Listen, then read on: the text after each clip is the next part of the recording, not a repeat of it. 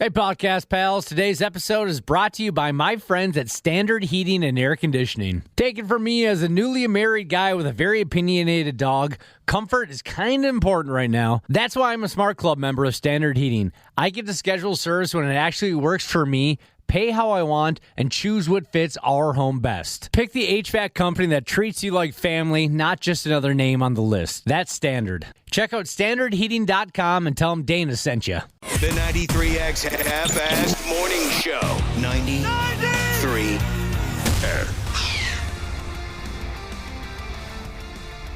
Hey guys, I cannot believe that you are doing a show on Friday the 13th, all right? Think about all the things that could happen today. You could accidentally play a commercial in the wrong slot. The overnight guy could spill coffee on the computer. When talking up the intro of a song, you might wind up stepping on the lyrics.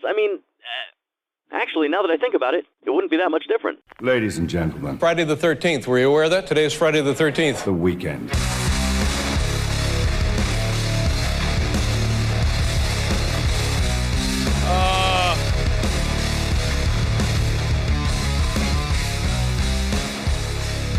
Friday the 13th, huh? The only one we get this year.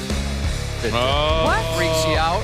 And then I guess, Ashley, you like that kind of thing, right? Yeah, it's the only one we get this year. I believe so. That's a bummer because I usually go and get a tattoo on Friday the 13th because almost every tattoo shop around town does some sort of deal for Friday the 13th, and I can't because pregnant people cannot get tattoos, and so I won't be doing that this year. Also, remember, no cheese out of a can and no thong underwear. Yep. Worst part. Because there are also rules for pregnant women. Christ, it's Friday the 13th. Welcome to the show. Are you scared, Cubby? No. You shouldn't be, because you're on scare tactics. I'm on 93 X Factor. Yeah, welcome to our program. You're a terrific crowd, and we hope you have a glorious weekend. That's where a lot of us are headed after today. We got one of those weekends set aside for us. Yes? I'm always aware of Friday the 13th in case something weird happens. I might say, oh, that's interesting on Friday the 13th, but it's not something I fear personally. Like, I'm not a super superstitious gentleman. I'm a little stitious, but I'm not superstitious. It's the unofficial holiday for blaming everything on bad luck, even though studies have been done and they show you're not likely gonna F anything up on Friday the 13th any worse than you might F something up on any other given day.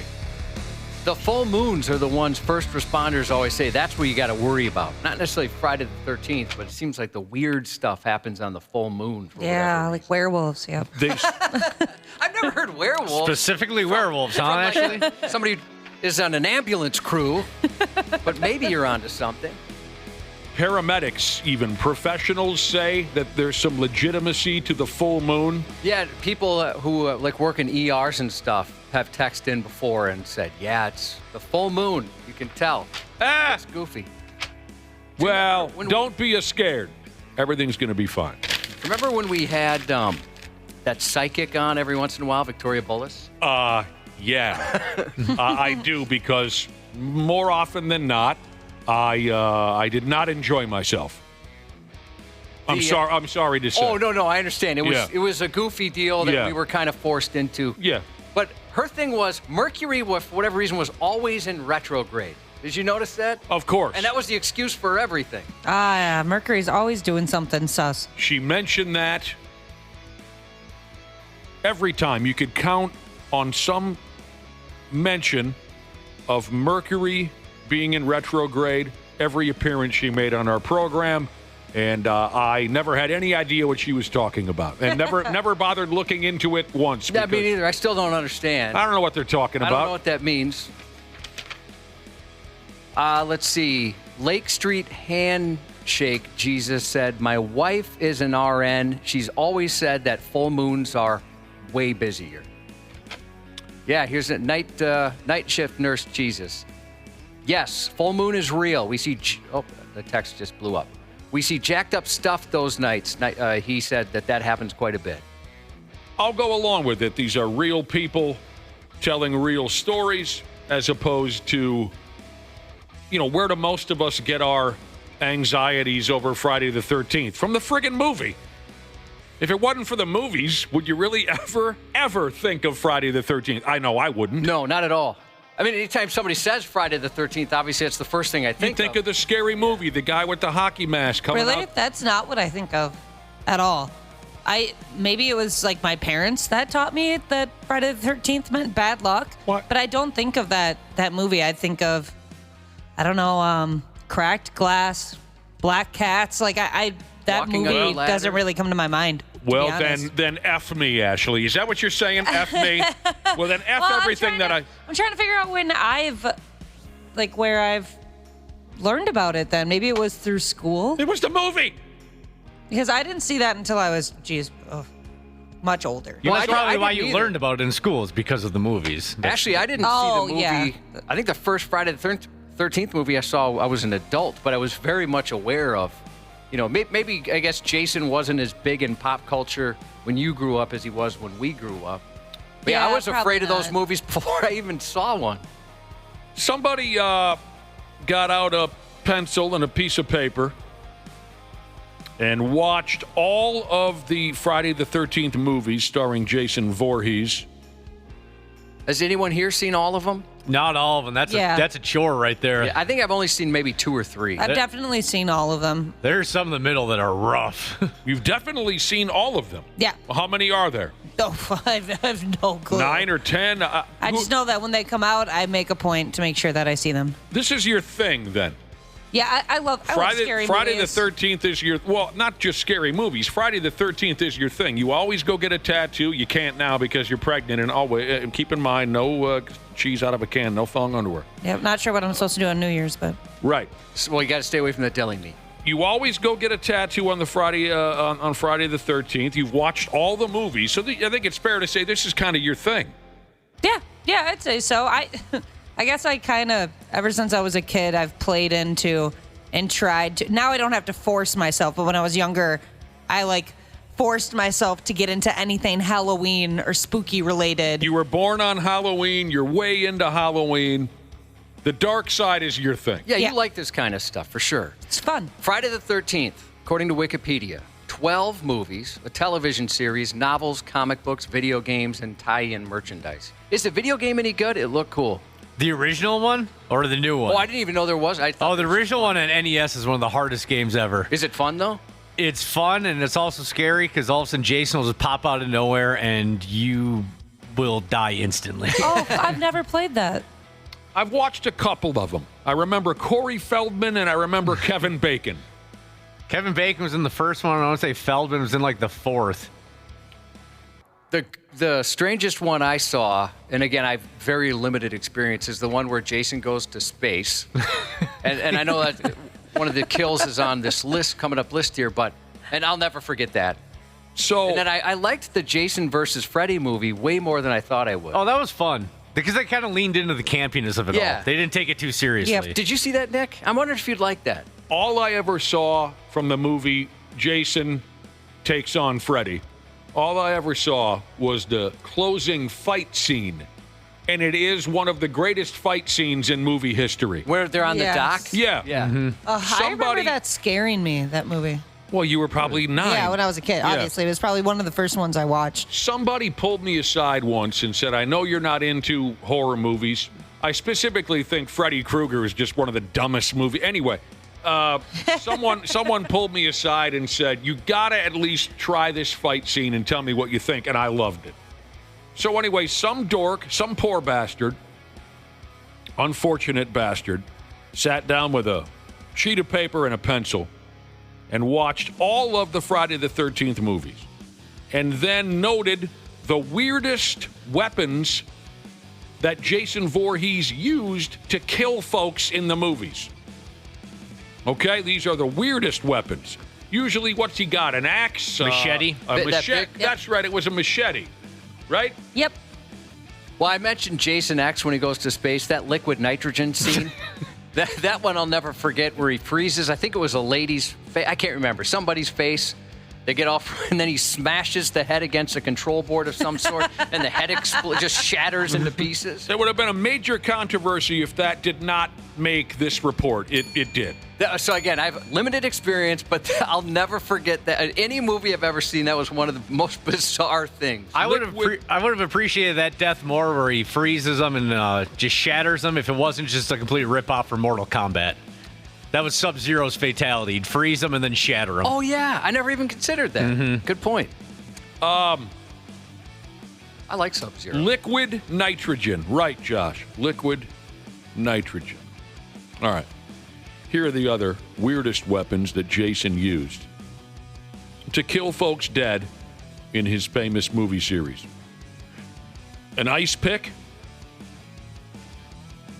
I don't know what's so weird about that. What does it say here? It's the only time, in Friday the 13th Part 2, he uses an ice pick, and I guess what's unusual about this is it's the only time he used an ice pick in all the series, in the totality of this. Help me, Josh. How do I say that? Yeah, in the history of the series, it's the only time. A unique weapon choice. It's an isolated murder. Yeah. That kind of freaks me out.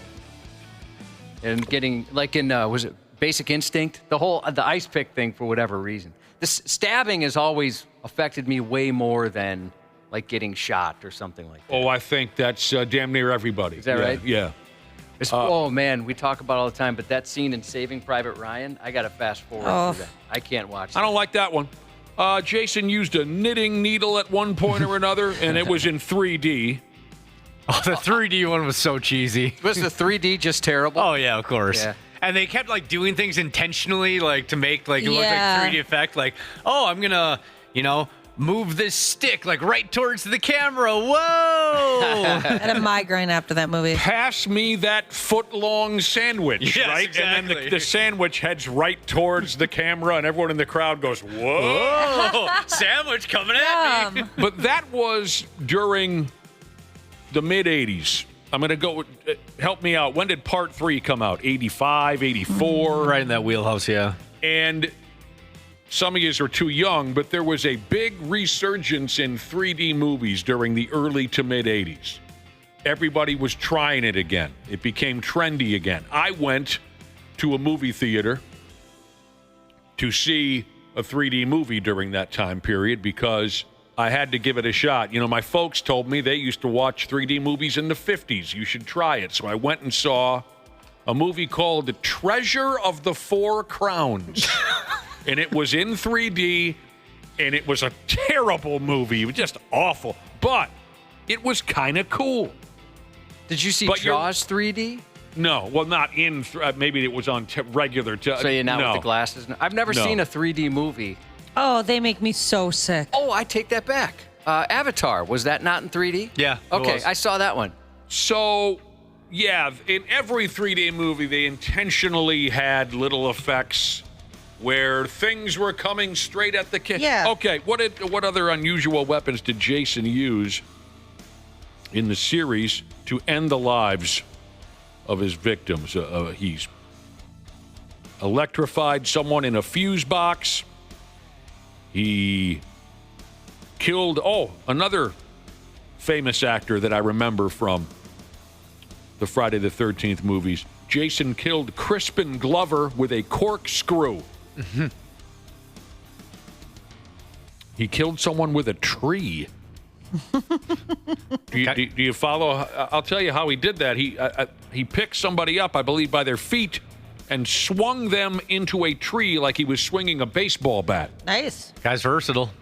And it left a bloody smiley face on the tree. Of course it did.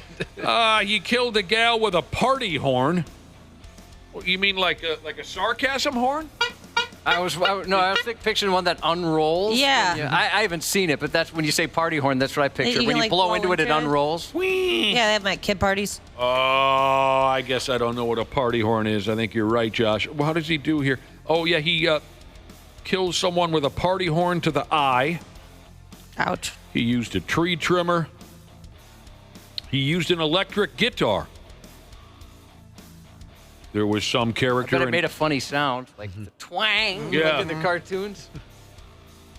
In one of the Friday the 13th, there was a musician that he needed to kill, so he killed her with her own guitar. He cooked somebody with some sauna rocks.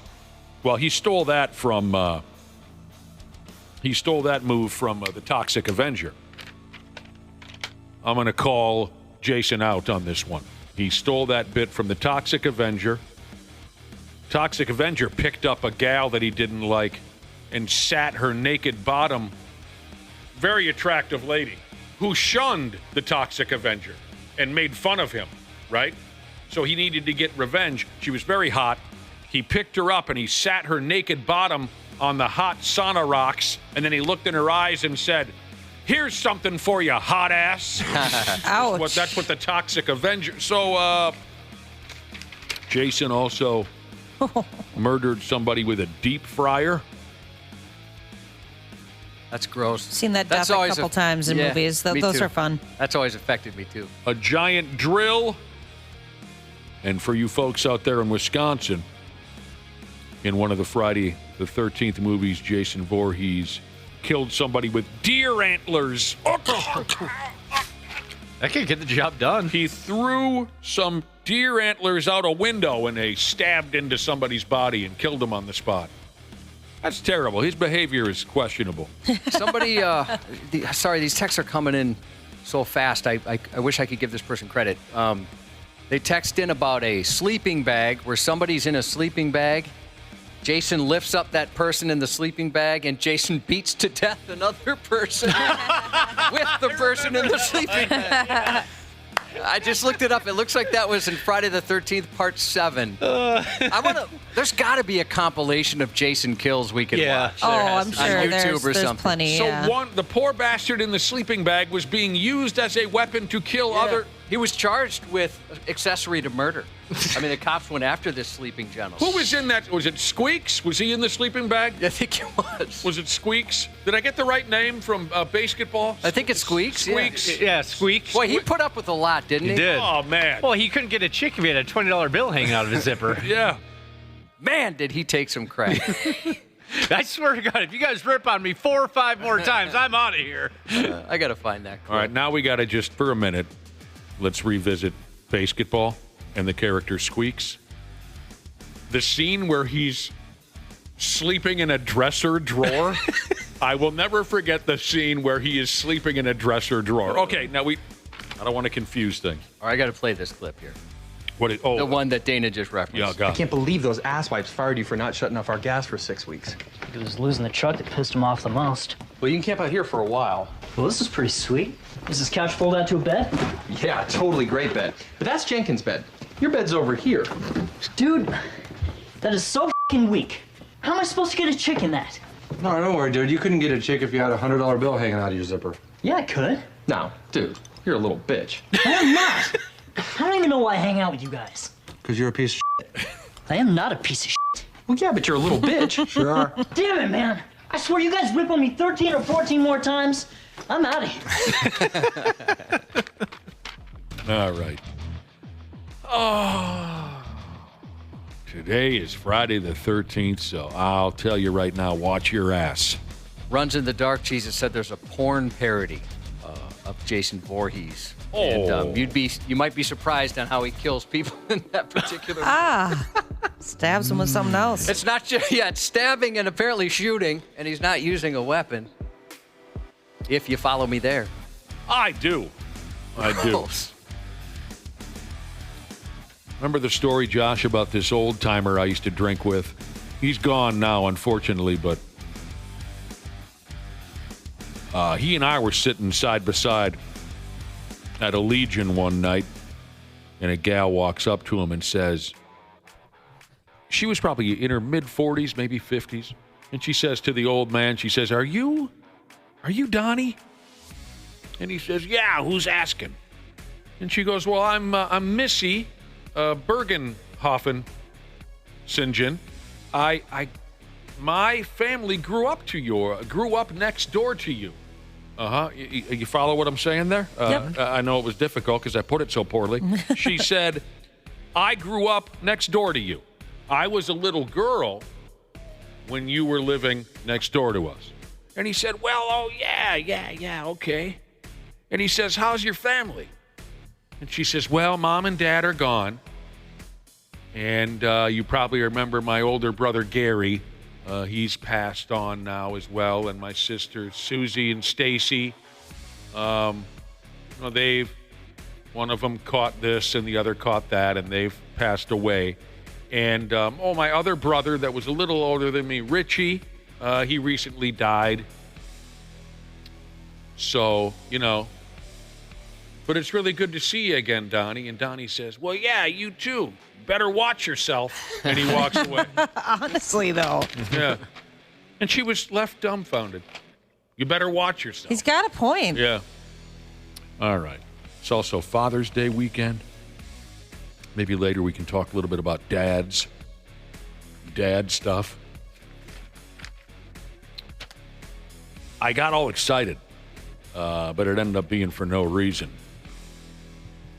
I saw another list, of the best TV dads of all time, and they push this on us every year, don't they? Yeah, it's a regular thing.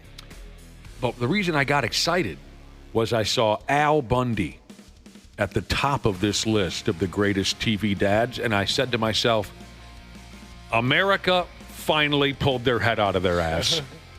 We finally get it. We finally did it right. Can I guess why you were disappointed? And named Al Bundy as the greatest TV dad of all time. Yes, go ahead and guess, because Josh. That list was in alphabetical order? Alphabetical. Yeah. It took me a second to realize that, too. Yeah. Because they made sense. I mean, really. Now, you had Archie Bunker in the top 5. Sure, yeah. I could see that. Al Bundy always makes the list of the great TV dads, but to see him at number 1, even though it was a complete misunderstanding, I got so excited.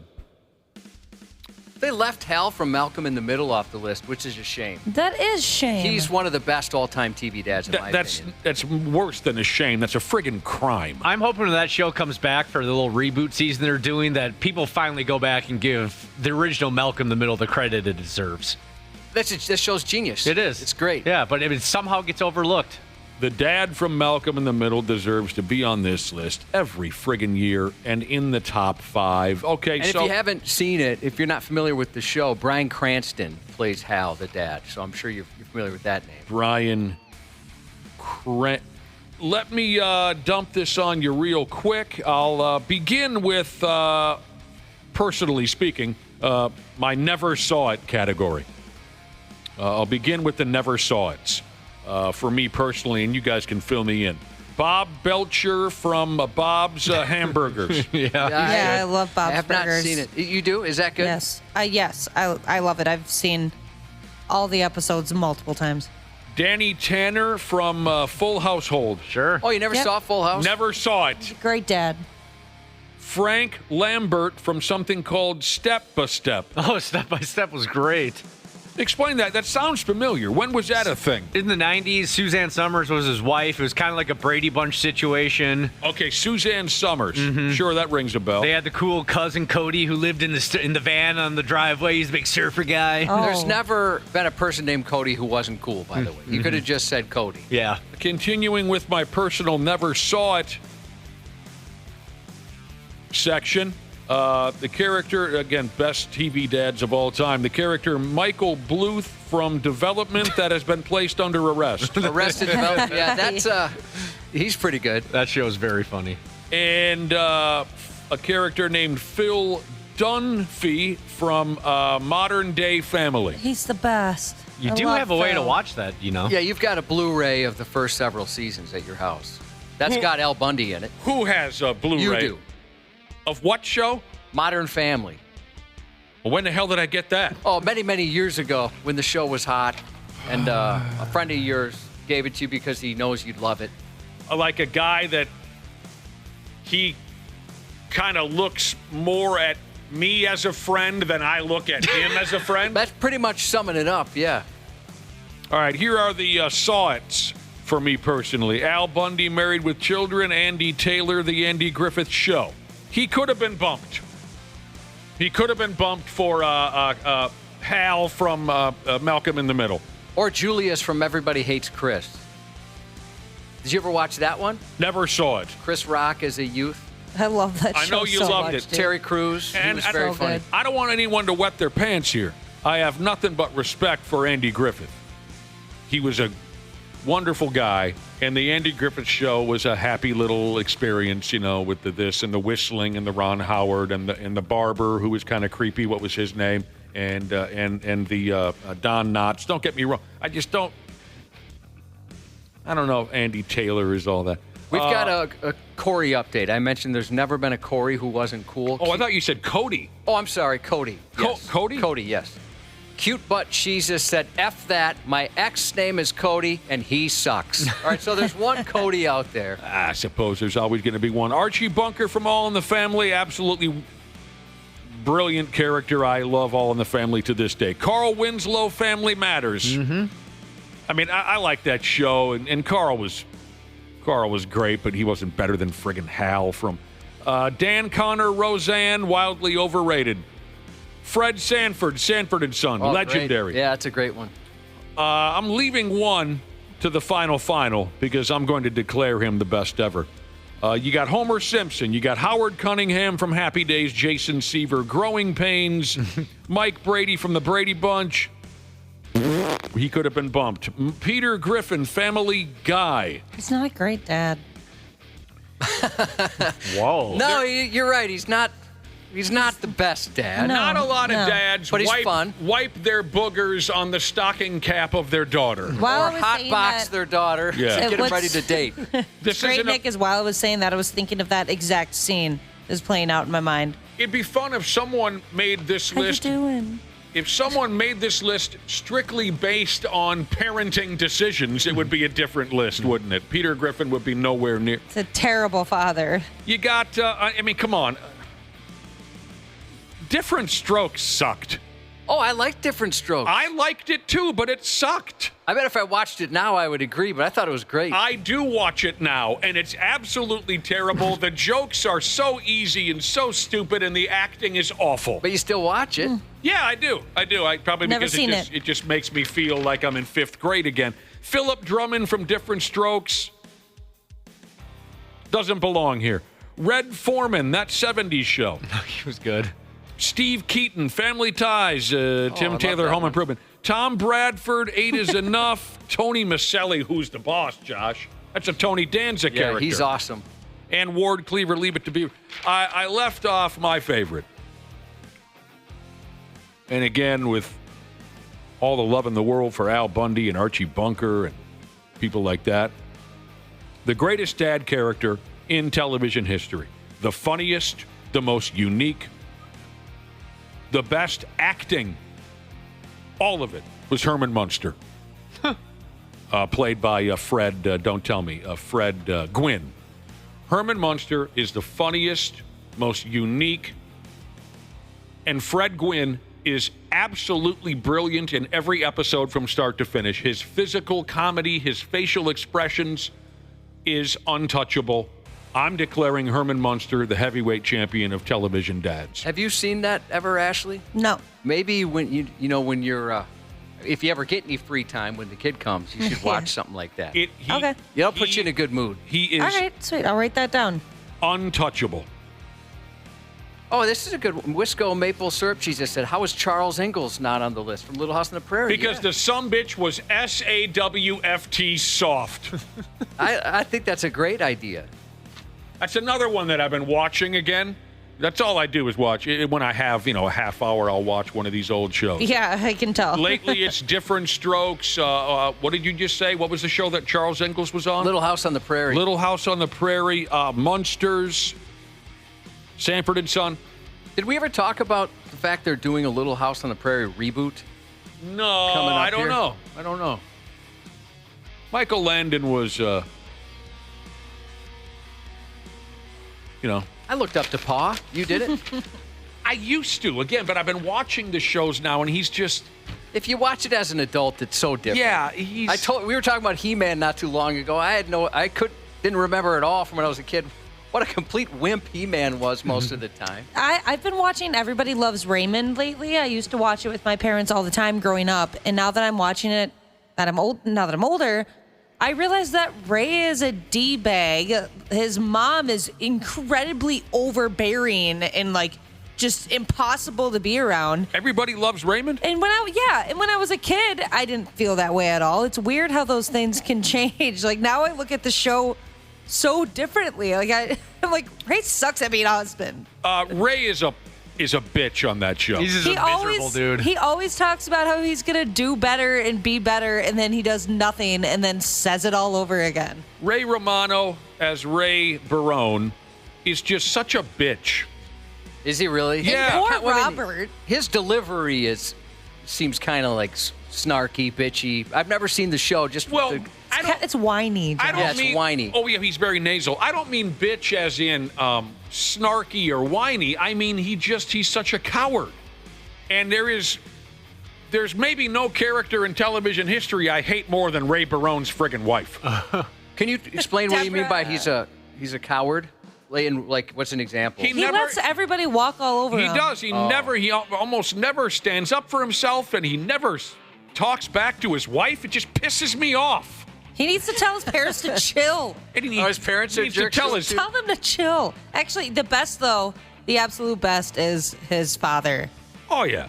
Well, he's the best person on the show by far. I don't know. Is he still alive? No. No? No, that is great. don't tell me, what the hell was his name? He was terrific. Someone tell me if they know it now.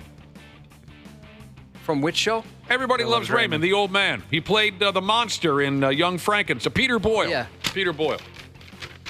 I like that guy. He's on that show. Peter Boyle. Yeah. Oh, yeah. You never saw it? Oh, no, I've never seen.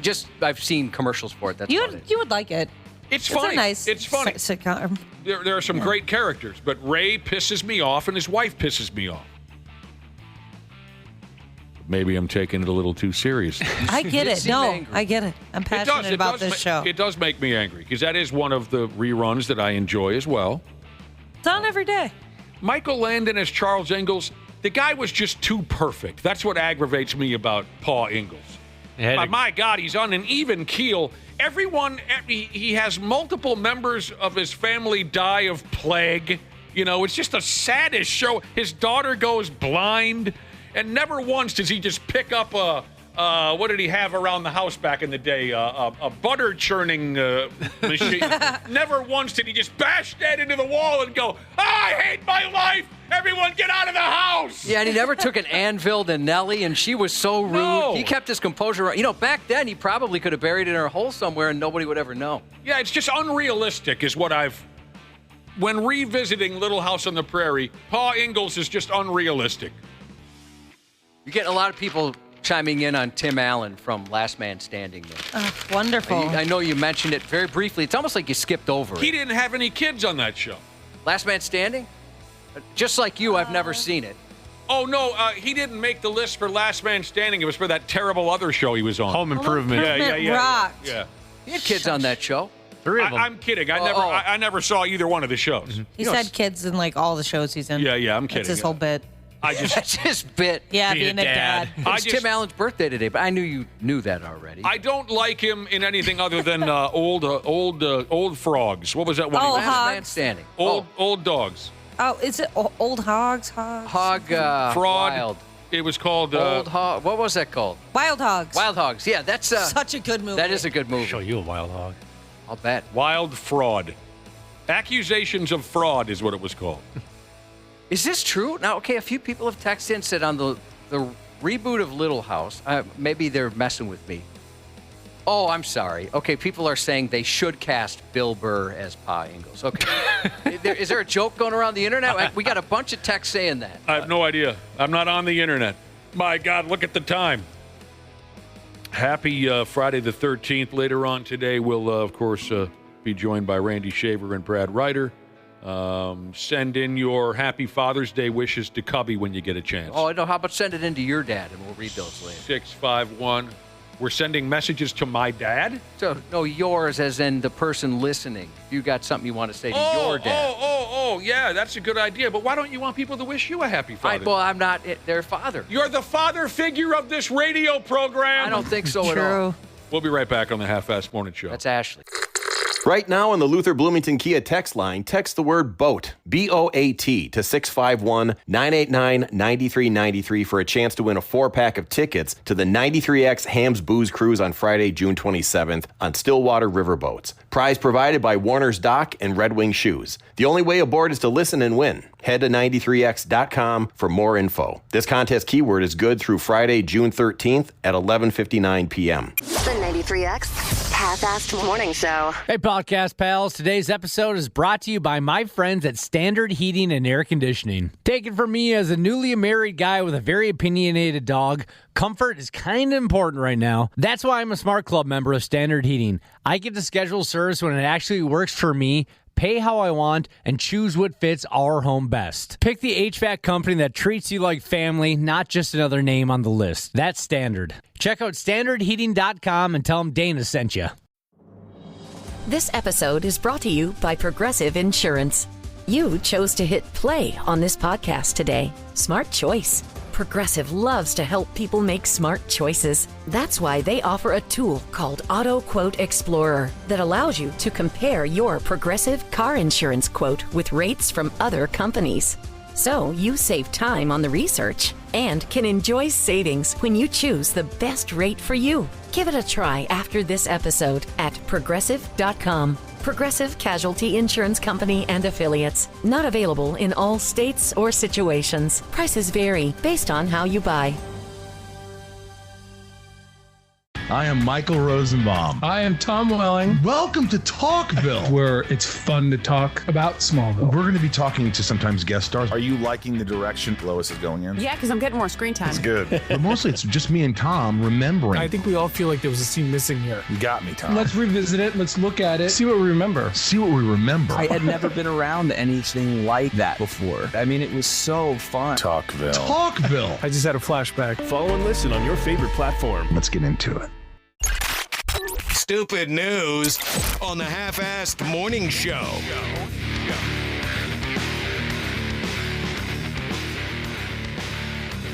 Yeah, we got a good crowd.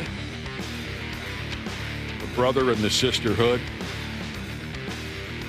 They've been texting in, saying this, that. Camp Ripley Jesus texted in, and he said, "Good morning, Cucklords."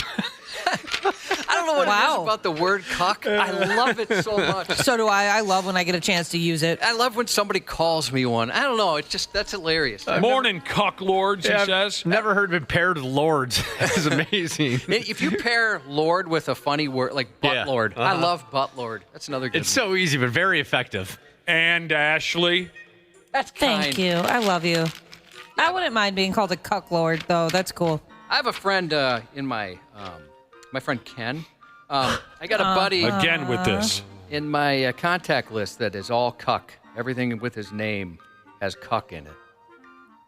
It isn't. He hasn't burned it out yet. Because there's such a thing as overkill. He doesn't know. I saved him as such. Oh, is it in there like his company information. Does company say cuck address? You have cuck listed. Everything. I see. I love it. Friday the 13th. That's what it is. So good luck to everybody. Now, Ashley, you mentioned earlier that Friday the 13th is your thing. What's happening? Sorry, Josh showed me his friend's contact, and he is correct. A lot of cuck. You refer to him in every way as cuck this or that. Yeah, in ways that might surprise you. You're really dialed into this. The cuck movement. Yeah, I am. That's hilarious to me. Ashley loves Friday the 13th. She loves Halloween. She loves all the dark, scary stuff. Earlier, we talked about the movie series a little bit, Friday the 13th. You've seen all of them, you say. Yeah. This is going to make you an even bigger fan. A listener texted me this information. A feller by the name of Kane Hodder.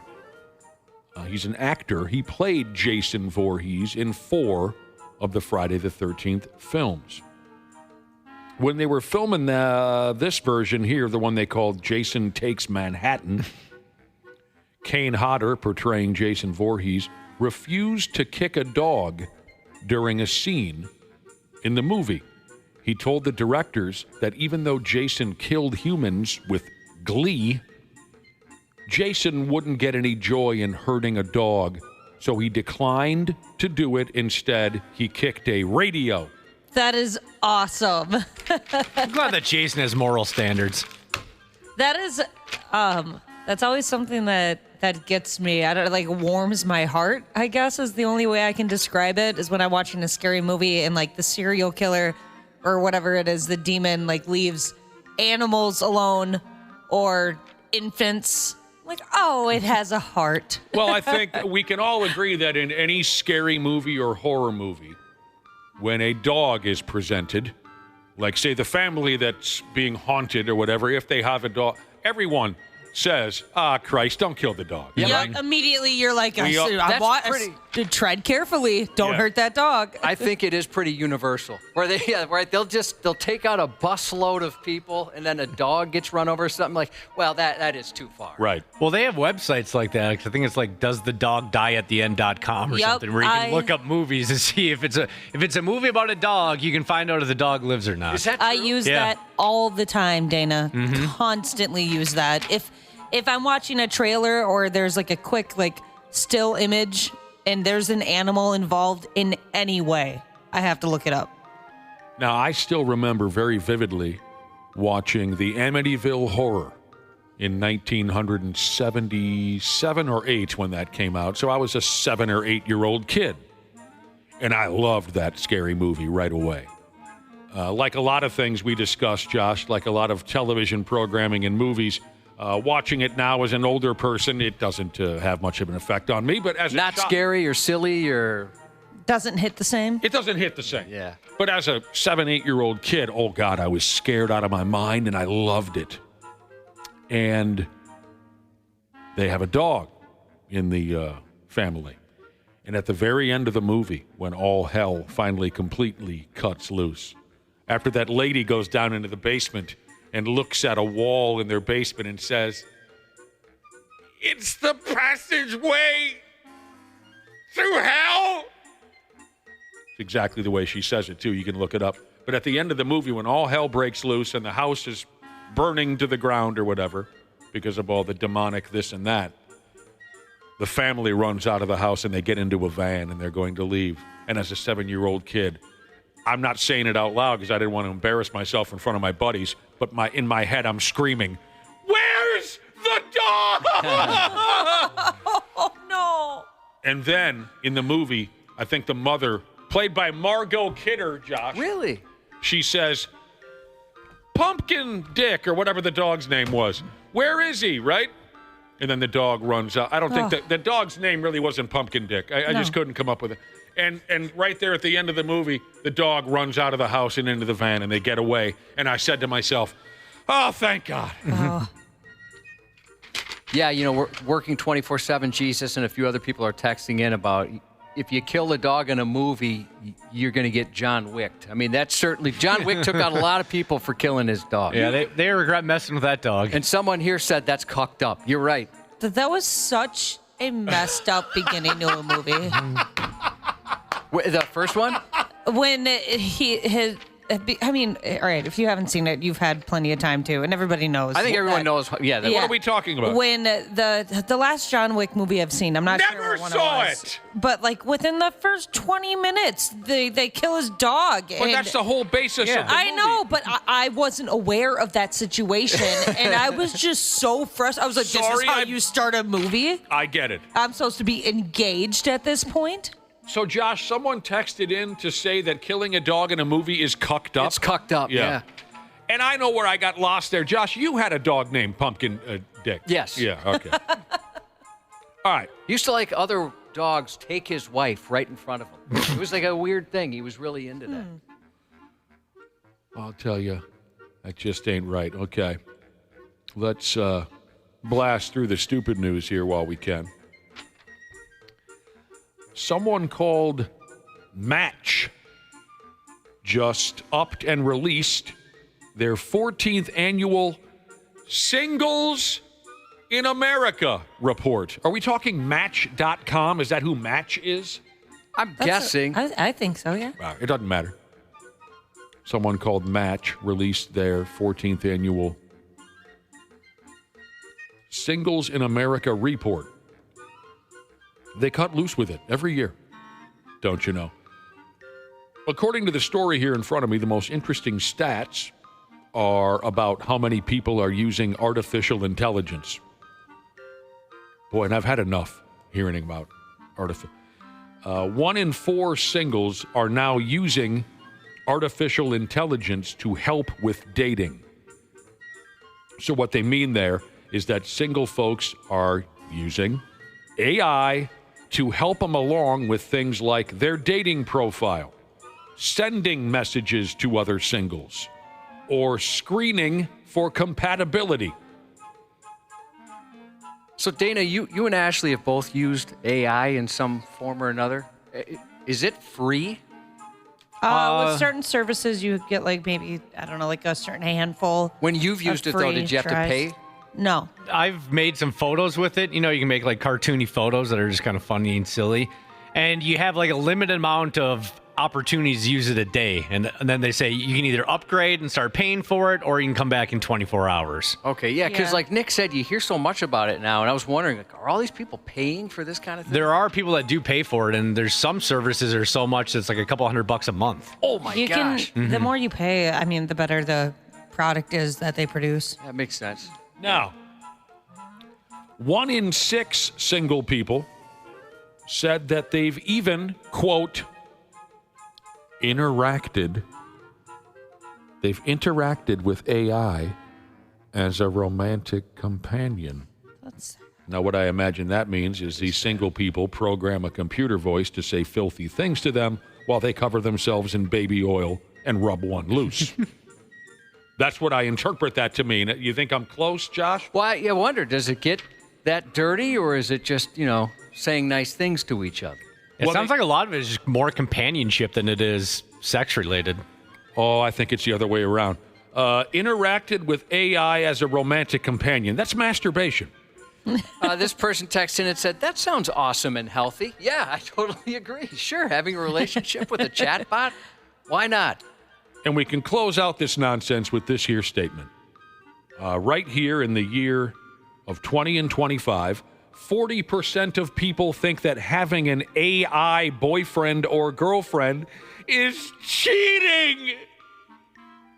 I'm not one of those people. I think it's odd. I think it's odd enough where that would be a reason to dump. Now, there you go. I'm with you on that. That it's concerning enough where I might consider that a red flag. That's a perfect way to put it. You consider it a red flag, but you wouldn't define it as cheating. But I wouldn't be jealous.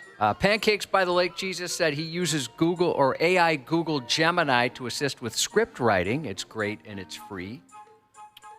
Dishwasher dude Jesus said, hey Siri, tell me my schlong is large and in charge. Josh, how dirty does this get? Yes, Ashley? Sorry, is this true? Gap Slayer Jesus texted in and said that Tinder has an AI where you flirt with them for practice? No, come on. Are you serious?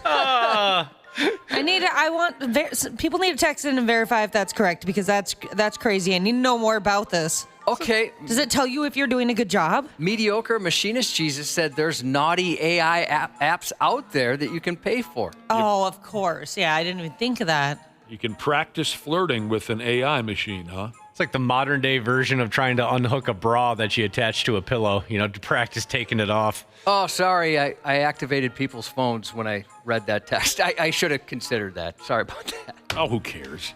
But, hey, the nice thing is, hopefully she responded with a compliment on your wiener, if that's the case. Josh, you would not be jealous. Like, let me put together a scenario for you. You come in the house from out of doors. Okay, that's not realistic. Well, maybe like I went to Chipotle and I'm bringing it back in the house, that kind of thing. Sure, or you're just in your own garage practicing your axe throwing skills or something. You come in the house and you walk into a room and your wife's got a leg up on the table, and an AI boyfriend is saying filthy things to her. I would be weirded out, certainly. I mean, there's no way I could please her. As a matter of fact, you made a reference to that off-air earlier this morning, that I would have a tough time getting a woman aroused. So I would understand why she needed to go in that direction. If I saw her in that position from, let's say, through the window, I'm like, oh, she must be watching BET, right? That's kind of what gets things going at our house. I made a reference off-air to how he can't please a woman. Anyway. You sure did. You don't remember? No. Okay. But I don't know if I can't reference it on air. You can't repeat it on air? No. Then it must have been good. It was a good one. But you wouldn't consider it cheating? No, not at all. I would consider maybe she was losing her mind. Yeah. Red flag, not cheating. I think that's a perfect way. The way you guys put it, that's perfect. More scared than her. Or what's his name to my left? I sent you a keyword. Josh has written down, oh, yeah. I did say that about you. Is there any way to clean that up?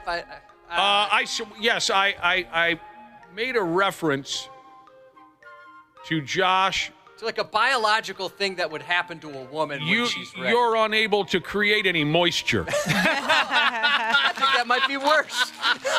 Well, maybe that's worse. All right. Now, this here sounds more like a headline from, say, the summer of 1984 than from 20 plus 25. It says here, a dude robbed a gas station while on effing rollerblades. And then the guy made his way out of there. He was shouting at me without any reason. I just work hard. I'm going to say same thing to him. Like, if you need money, if you want money, then you have to earn it for yourself. I haven't seen somebody on rollerblades in a long time. It's all scooters and those one-wheel skateboards and things like that now. Yeah. Actually, it made me think of Nick Swartzen's character in Reno 911. Dude, I was trying so hard not to bring that up. Because I think I brought up Reno 911 like 3 times last week, and I was like, oh, I should probably cool it up this week. I got your back on this. Dude, that's so... Only saw it. Oh, it's so good. Once. I love his character. He's so great. I saw the movie, though. Just bouncing around, doing his thing. Nick Swartzen? Yeah, he plays a character named Terry, who's a roller skating, not blades, skates, roller skating drug dealer who's just way over the top and dramatic. Police somewhere in Pennsylvania are on the lookout for this retro 80s guy who robbed a local gas station by flashing a gun and a knife. And then he made his getaway on rollerblades. He's been on the run, or I guess the roll, for a couple weeks. Cops can't find him. He rollerbladed on into the gas station. Everyone laughed out loud at the sight of him. Yeah, I would laugh. Just like we've always done. He pulled a handgun and a knife out of his waistband. He demanded all the money from the cash register. He threatened to shoot the employee at the register if he got cute or fresh about it. And you heard the audio of the employee right there. Wow, he said to the man, this guy remained very calm and said to the man, if you want money, you should go out and earn it. He tried to teach a life lesson while he had a gun pointed at him. Fill out an application. I'd be so tempted just to push him over. Yeah, it'd be tough to be intimidated by a dude on rollerblades. Just push him and roll him backwards. Yeah. Although he's like me. I've only done it a couple times, and I'm definitely an ankle burner, and he certainly was an ankle burner, too. You could tell this guy wasn't a proficient. Oh, he was not terribly skilled. At rollerblading. Really? He was an ankle burner. I pictured that he would be quite slick on blades if this is how he's going to operate, robbing people, and you'd think he'd want to have all the skills in the world. I agree. The dude had a mask on, so that's why it's been difficult for the cops to figure out who he is. Police didn't say how much money he got away with. So the cops in Pennsylvania are asking anyone with information to give him a telephone call. Now remember, this is a retro 80s guy on rollerblades, so take a guess what telephone call the cops want you to call. This is not a difficult question. He's a retro 80s guy on rollerblades. What telephone number do the cops want you to call? Sorry. 867-5309. Oh, great. Great. I wanted that stuck in my head all day. Oh, now I'm going to Tommy Two-Tone you for the rest of the day? Hey, didn't we play that last week for some reason? I don't know. A couple weeks ago? Of course, if this was a 90s guy, the cops would ask him to call 1-900-MIX-A-LOT. I had a brief love affair with rollerblading. I liked it. Never been a fan. I really especially liked the one time I played roller hockey. So, I dated a gal years ago who was into rollerblading, and so we'd roll around town. And I liked it. I did. But then, after a couple weeks, we got tired of that gimmick, and then it was sprung upon me one day. I got the opportunity to play roller hockey in kind of a media dorks, ex-jocks kind of a charity game. Yeah. And I got to be honest, I was kind of nervous. I wasn't sure I could do it. I could certainly rollerblade quite smoothly anywhere around town, but I thought, I wonder what it's going to be like when you put a stick in my hand and we're playing hockey.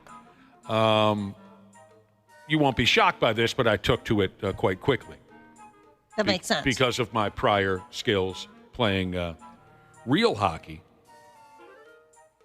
And it was a lot of fun, but I only did it once. I never got the chance to do it again, and I guess it didn't grab me to the point where I wanted to sign up and play regularly, but there was a really funny moment from that game, too, where one of the ex-jocks was former North Star Chris Dahlquist, and nice guy, and he's playing defense, and he's on my team, so I ended up sitting next to him on the bench, and there was a weather guy in town who was also involved in this. His name was Carl something, and Carl did not like to change it up. When Carl got out there, he liked to stay out there. Okay, and Chris Dahlquist is the guy who's replacing him on our line shifts. You guys understand how the sport of hockey works with line changes, right? Yeah. Fair Yes, enough. Thank you. So Carl is out there forever. And at first, Chris Dahlquist is being kind about it. When Carl would skate by because he wanted to change lines, Chris would be like, all right, Carl, let's go. Change him up, right? Carl would just keep skating. 2 minutes go by. Carl's still out there, and Chris is like, hey, Carl, let's go, buddy. Change him up. Finally, at one point, after like a 7-minute shift, Carl rolls by, and Dahlquist says, hey, Iron Lung, let's change it up. Is there any chance he just couldn't hear very well? I have no idea. He was so locked in on the game, he just didn't hear anything. Oh, God, I'd never heard that term before. Iron lung. I lost it on the bench. Yeah, not a fan of rollerblades. Never liked it. I just get too bored too easily. I was seeing a guy for a little bit, and it just didn't work out. We just didn't take it any further. Nothing bad happened, but I still followed him on social media for a couple months afterwards, and I realized from his stories that he was into rollerblading and did it frequently, multiple times a week, and I thought, thank God. Dodged a bullet there. Yes, because I did not want to be rollerblading. Oh, in that way, not like it says something about a person, in your No, opinion? I just did not want to be rollerblading every day with him. I was like, oh my gosh, thank the Lord. Now, Josh could tell you this. You mentioned that you never really took to rollerblading. You get bored too easy. Josh could tell you if you want to spice up your rollerblading experience, and Josh and I have both seen this in person, while you're rollerblading, strum an acoustic guitar. Yeah. What? Yeah. Or do you have a wagon and an iguana? I have a wagon. You do? Yes. Let's get you an iguana. Yeah, cruise around Lake of the Isles or something like You never saw anyone. You never saw anyone rollerblade around Lake of the Isles while strumming an acoustic guitar I can't say I have. with no shirt on. I feel like I've been missing out. All right, everything's turning up 80s this morning. Cops in New York City are trying to find a dude on a freaking moped who snatched the chain off a young kid's neck while he was ripping around town. He's going for a rip on his moped. Yeah, this is really bringing me back. You got the rollerblades and the moped. Yeah. I wanted a moped so bad. Yeah, me too. Same when I was here. when I was a ninth grader, when kids were turning 15. Yep. At least in the mid-'80s, when you turned 15, you could get your hands on a moped. So there were a couple of my classmates who would come to school in ninth grade on a moped because their folks had money. And, I was very envious of that scene because the rest of us schmucks were still taking the school bus. You know? Oh, I thought that was so cool. There's some wicked e-bikes some of the kids at oh my God, look at what time it is. Our local high school have.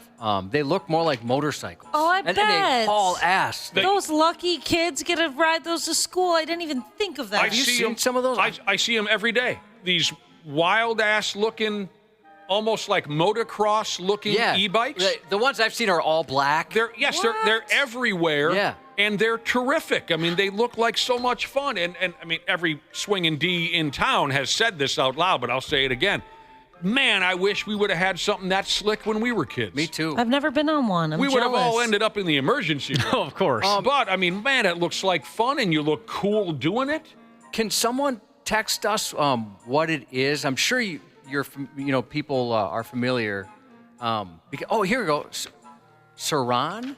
Is that it? Thank you. I'm looking at it, and that's what these look like. The brand name you're looking for? Yeah. I have no idea. Surron. Well, you are right. They are fantastic. Yeah. And okay. if I were 13 years old, I would.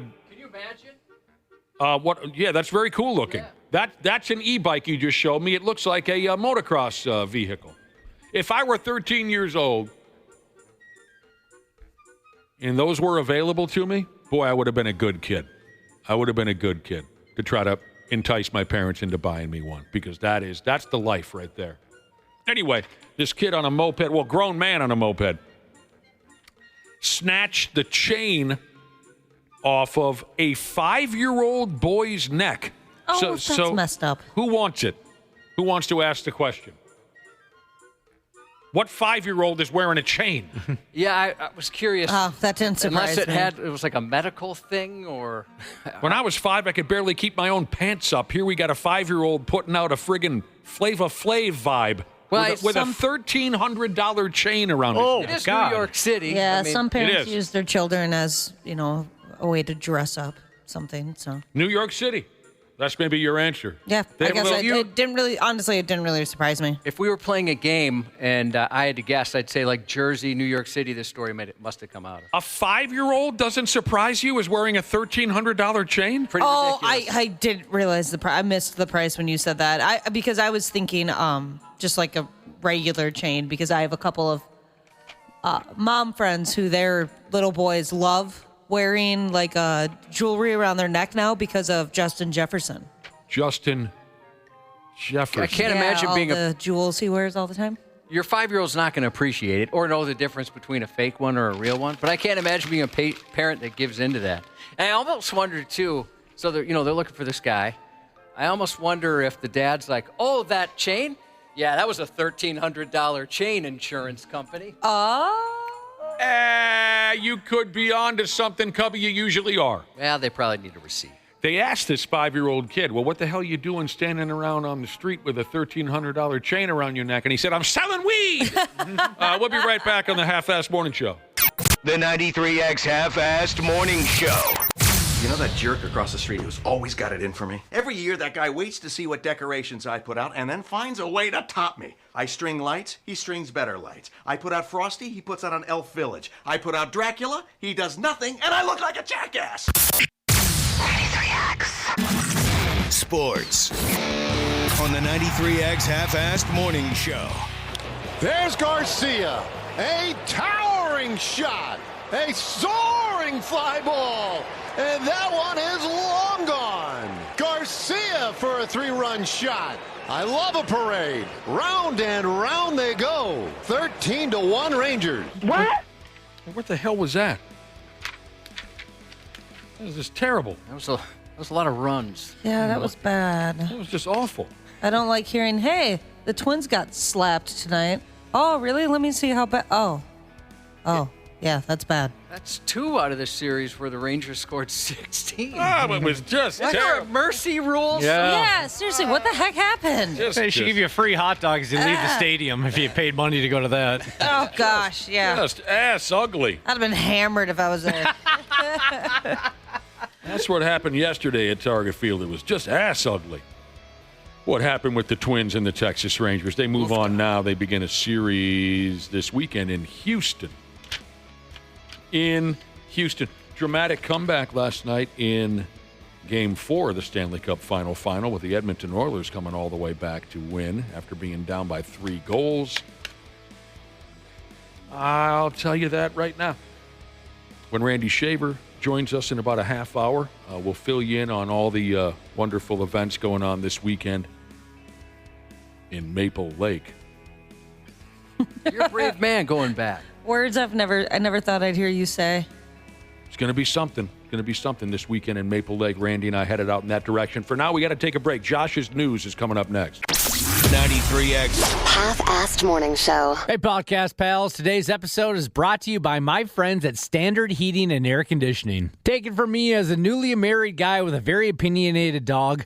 Comfort is kind of important right now. That's why I'm a Smart Club member of Standard Heating. I get to schedule service when it actually works for me, pay how I want, and choose what fits our home best. Pick the HVAC company that treats you like family, not just another name on the list. That's Standard. Check out standardheating.com and tell them Dana sent you.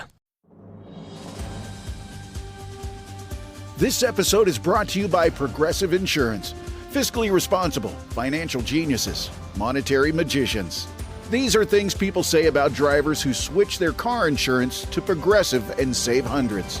Because Progressive offers discounts for paying in full, owning a home, and more. Plus, you can count on their great customer service to help you when you need it, so your dollar goes a long way. Visit Progressive.com to see if you could save on car insurance. Progressive Casualty Insurance Company and Affiliates. Potential savings will vary. Not available in all states or situations. The United States Soccer Federation presents the U.S. Soccer Podcast. Inside the opening 45 seconds. What a goal! Jack McGlynn with that cannon of a left foot. Never miss a game. What a start for the United States. Shot for distance. What a goal! Never miss a moment. Exquisite from the San Diegan. Can he finish? Yes, he can! Yeah! The U.S. Soccer Podcast. Follow and listen on your favorite platform. The Half-Ass Morning Show, 93X. Yep, he's trying to dump boards. Use caution, guys. He's trying to dump boards on you. Careful, Brad. It's coming. A police chase in western Ohio last week led to a bizarre attempt to thwart officers after a suspect tossed lumber out of the back of a pickup truck to fend off officers. Authorities tried to pull over a truck with no visible registration, but the driver fled and the pursuit began. Deputies deployed stop sticks during the chase, successfully deflating the truck's tires, but that didn't slow it down. As the truck sped on, someone riding in the bed began tossing wood at the roadway, apparently trying to block or damage the patrol cars in the pursuit. Things got worse when the truck veered into oncoming traffic and slammed head-on into other vehicles, triggering a 6-car pileup, which left the road looking like a lumberyard explosion. Multi-car crash. Start firing EMS. We're going to need at least 3 to 5 medics, probably. After the crash, 4 people jumped out of the truck, tried to make a run for it, but they were all eventually caught. We got multiple people running eastbound off the freeway. They're jumping down onto the on-ramp here. Fortunately, those involved in the wreck suffered only non-life-threatening injuries. It's quite the video. You can see that on 93x.com. Lumber tossers. Yeah, that was a new one to me. Stuff's expensive, too. I never even considered that. Yeah. What a gross waste of resources. I'm with you. The Denver Police Department said one of its officers had a close call over the weekend after a suspect crashed an SUV, then tried to make a daring getaway with the officer hanging inside the vehicle. According to police, the crash happened around 3:46 p.m. Sunday. When they arrived, police found someone unresponsive behind the wheel of the SUV.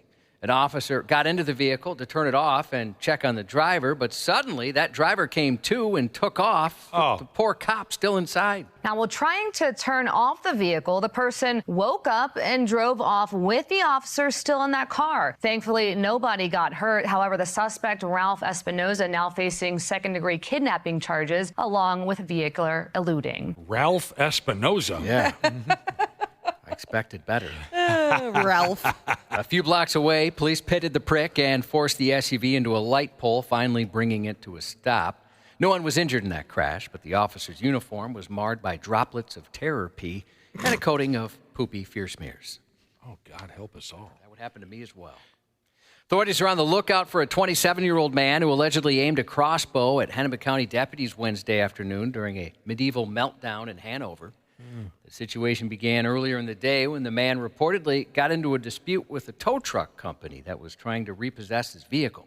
That'll happen. Apparently, he didn't take too kindly to losing his wheels, so around 3 p.m., deputies had to be called to the scene for assistance. Just after 4:30 p.m., the man came out of a residence, pointed a crossbow at the officers, and made verbal threats before retreating inside. Cops asked everyone else in the home to evacuate, which they did, but neighbors had a problem.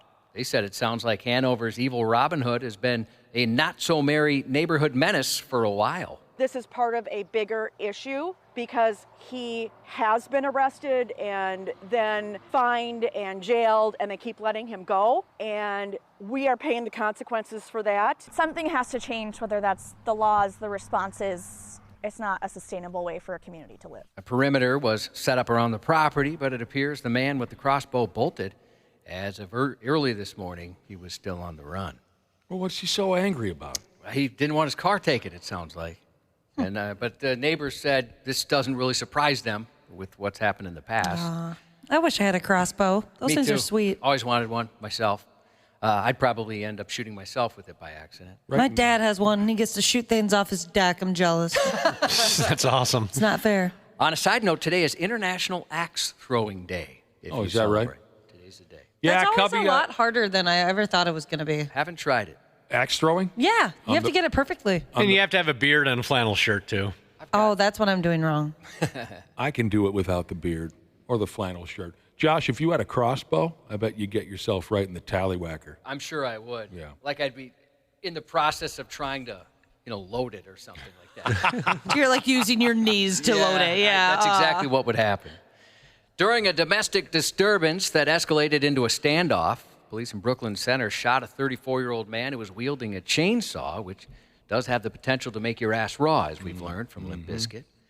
Officers were called to the scene around 10:30 p.m. Wednesday after reports of someone inside the home armed with knives. Crisis negotiators were brought in, but things took a literal sharp turn after police informed the man he was under arrest.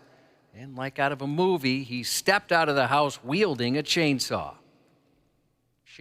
One of the callers inside of this house said a man inside was armed with knives. Eventually, crisis negotiators stepped in, and that man came out with a chainsaw. Cops tried to subdue him using their spicy balls and 40-millimeter less lethal rounds, but eventually had to resort to using their firearms. He came out of the home, get this, armed with a chainsaw. We are told that officers used non-lethal rounds along with pepper balls, different tactics to try and control that suspect, but ultimately they were unsuccessful, so they eventually opened fire with their weapons, striking that man. He was taken to a hospital and is reportedly in stable condition.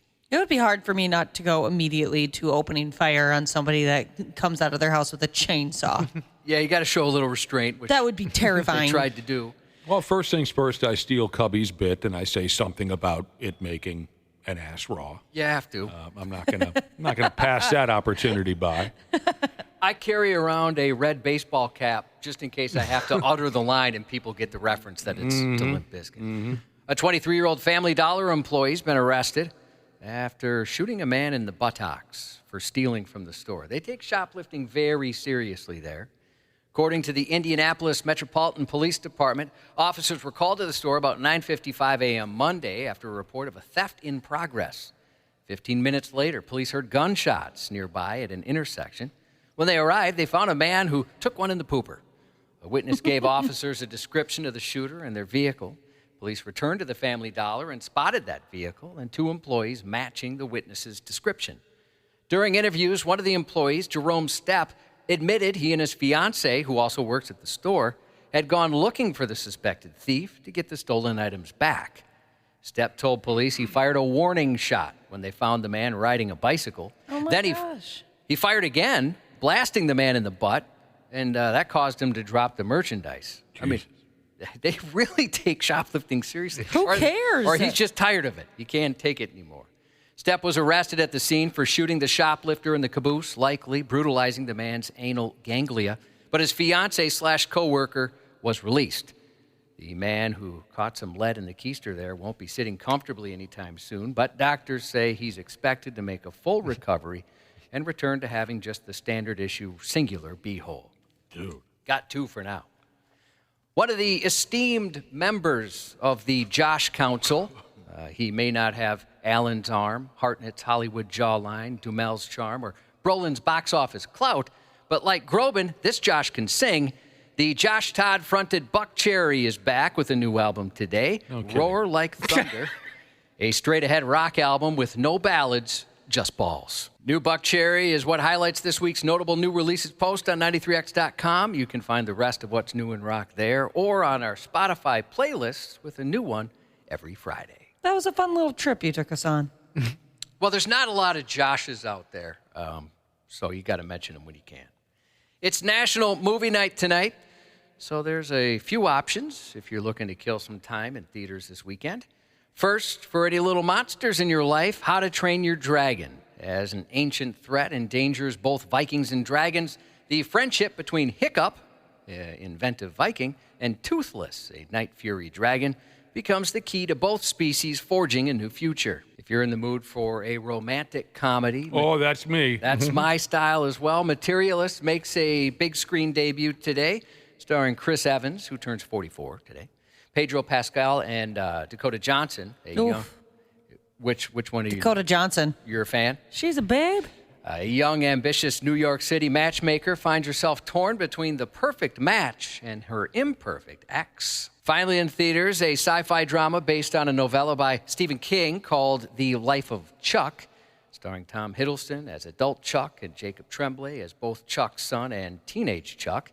The movie's told in reverse chronological order and narrated by Nick Offerman. Mark Hamill plays Chuck's grandfather, and Mia Sara from Ferris Bueller's Day Off is the grandmother. What? She's My a God. grandma. I know, I felt pretty old when I read that myself. The hot chick from Ferris Bueller's Day Off is now playing grandmother. Yeah, at that age, I guess. We're on our way out, Cubby. You're not kidding, bro. On the streaming side, Echo Valley debuts today on Apple TV+. A woman's secluded life is interrupted by her troubled daughter when she shows up frightened and covered in someone's blood.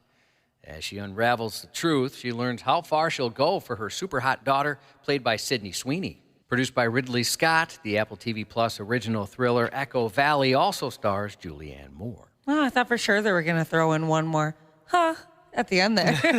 They might have, and I probably took it out. To be honest, I'll take out some of those. I'm sure you're right. And finally on Max, Cleaner, starring Daisy Ridley as an ex-soldier turned window cleaner trying to save 300 hostages from activists that overtake her building. Clive Owen also stars. That makes sense. It's been a few months since we've gotten a Die Hard ripoff, so good thing we get another one in there.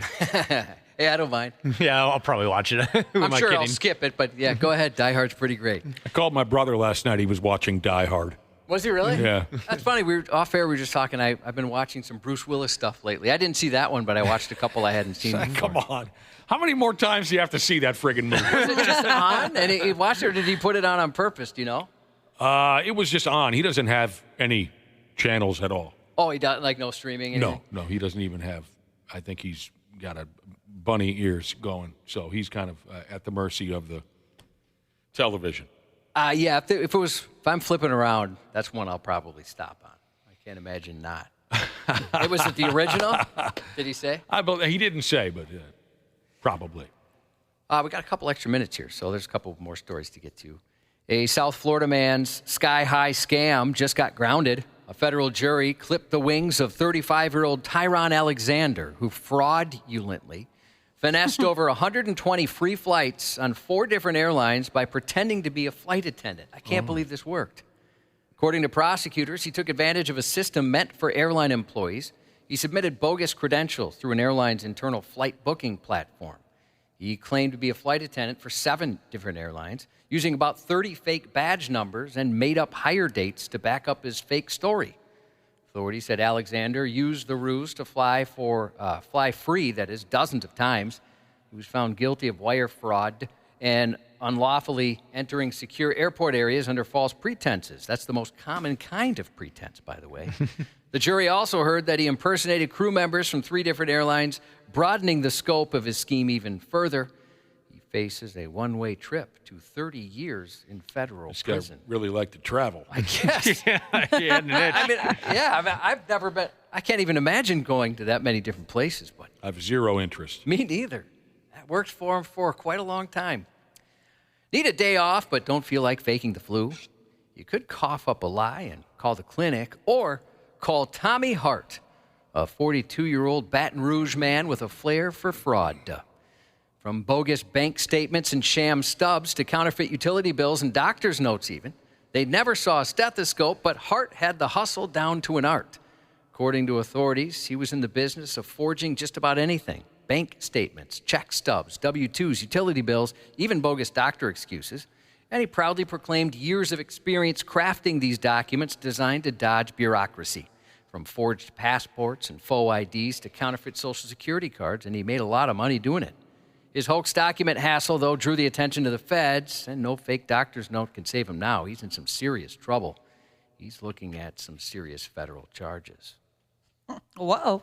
Just an ace when it comes to forging everything and anything. Yeah, he had a website where he said it, was for novelty, but it would tell people, but if you did use it, just so you know, it's going to pass the muster, and it did for a while. I just I always thought, I guess seeing them in like movies and stuff, the people that do passports and IDs, I always thought that was pretty slick, pretty cool to like have that kind of skill set to be able to forge documents like that. And it was things like I mentioned, the W-2s and Social Security numbers, utility bills, to get loans. Like you needed a mortgage and maybe your credit wasn't the greatest, and you needed a credit in the 700s, he'd sell you something like that. Or he could get you out of work with a doctor's note. I always see like sometimes like shady stuff like that on social media, like a post about, hey, especially around like tax season, if you need a W-2, like I got you covered. They always kind of use like slick different words. Oh, really? But code yeah, words? yeah, I see that often. I'm like, oh, what's going on here?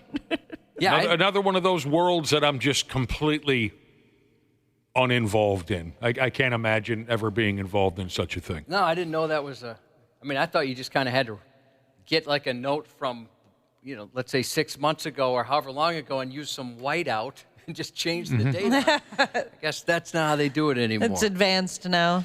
Tanker Yanker Jesus shouting out his sexy wife, getting a D all weekend. I don't know what that means. But whatever. Dessert.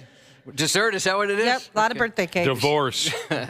Happy Father's Day to Motorcycle Grandpa from Helicopter Fixerer Jesus, T-Money and Little Dude. Happy birthday / Father's Day to Hot Rod Building Jesus from your magical lady wife. Congratulations to Lester Jesus, who's a father for the second time this weekend. Happy Father's Day, everyone. And that's 93X News. Randy Shaver. Hey, pervert! What are you doing? On the Half-Assed Morning Show. Cross-eyed pass. Draisaitl towards the net. Score! Leon Draisaitl in overtime. The Edmonton Oilers tie the series 2 games apiece. The Oilers come back from 3 goals down after 1. Draisaitl sets an NHL record with his 4th overtime goal of this postseason. Welcome to the Friday the 13th episode of the Half-Assed Morning Show, Randy Shaver. Oh, Friday the 13th. I didn't even recognize that. I didn't either until Josh played us a scary intro to start the show. I didn't realize we were diving headlong into... You know this is going to be a bad show. You just feel... So far, you're right. So far, it's been all right, but this will go... Brad's not here, right? See, that goes to show you that we're actually pretty lucky once in a while. Yeah, you know what? You're right. Brad Ryder called in sick this morning, so that's a stroke of good and luck. the sick is in quotation, air quotes. Yeah. How sick are you? Well, right now, there's a joke that I'm not going to tell. Yeah, you don't want to tell that one. What a game last night. Wow. Well, it was an all-timer. Wow. Absolutely an all-timer. And I didn't tune in until the 3rd period. So I missed the first 2 periods. Mm-hmm. And so I missed Florida dominating the first. You thought, well, it's a close hockey game, yeah. Yeah, I thought, oh, geez, this game must be going back and forth. And then as soon as I turned it on, I popped up on my phone the line score. Mm-hmm. And I went, oh, my God, Edmonton was down 3-0. They were. Rally. They were down 3-0 after 1 period of hockey. The Florida crowd, really started drinking. Oh, I'll bet. They thought it was over. Most of us thought it was over. Sure. The Oilers. This has never happened before in NHL history, right? One other time. I have a stat here for you a little bit later. But it wasn't over. The Oilers pulled their starting goaltender. They put in the JV guy. Then they scored 3 of their own goals to tie the pig.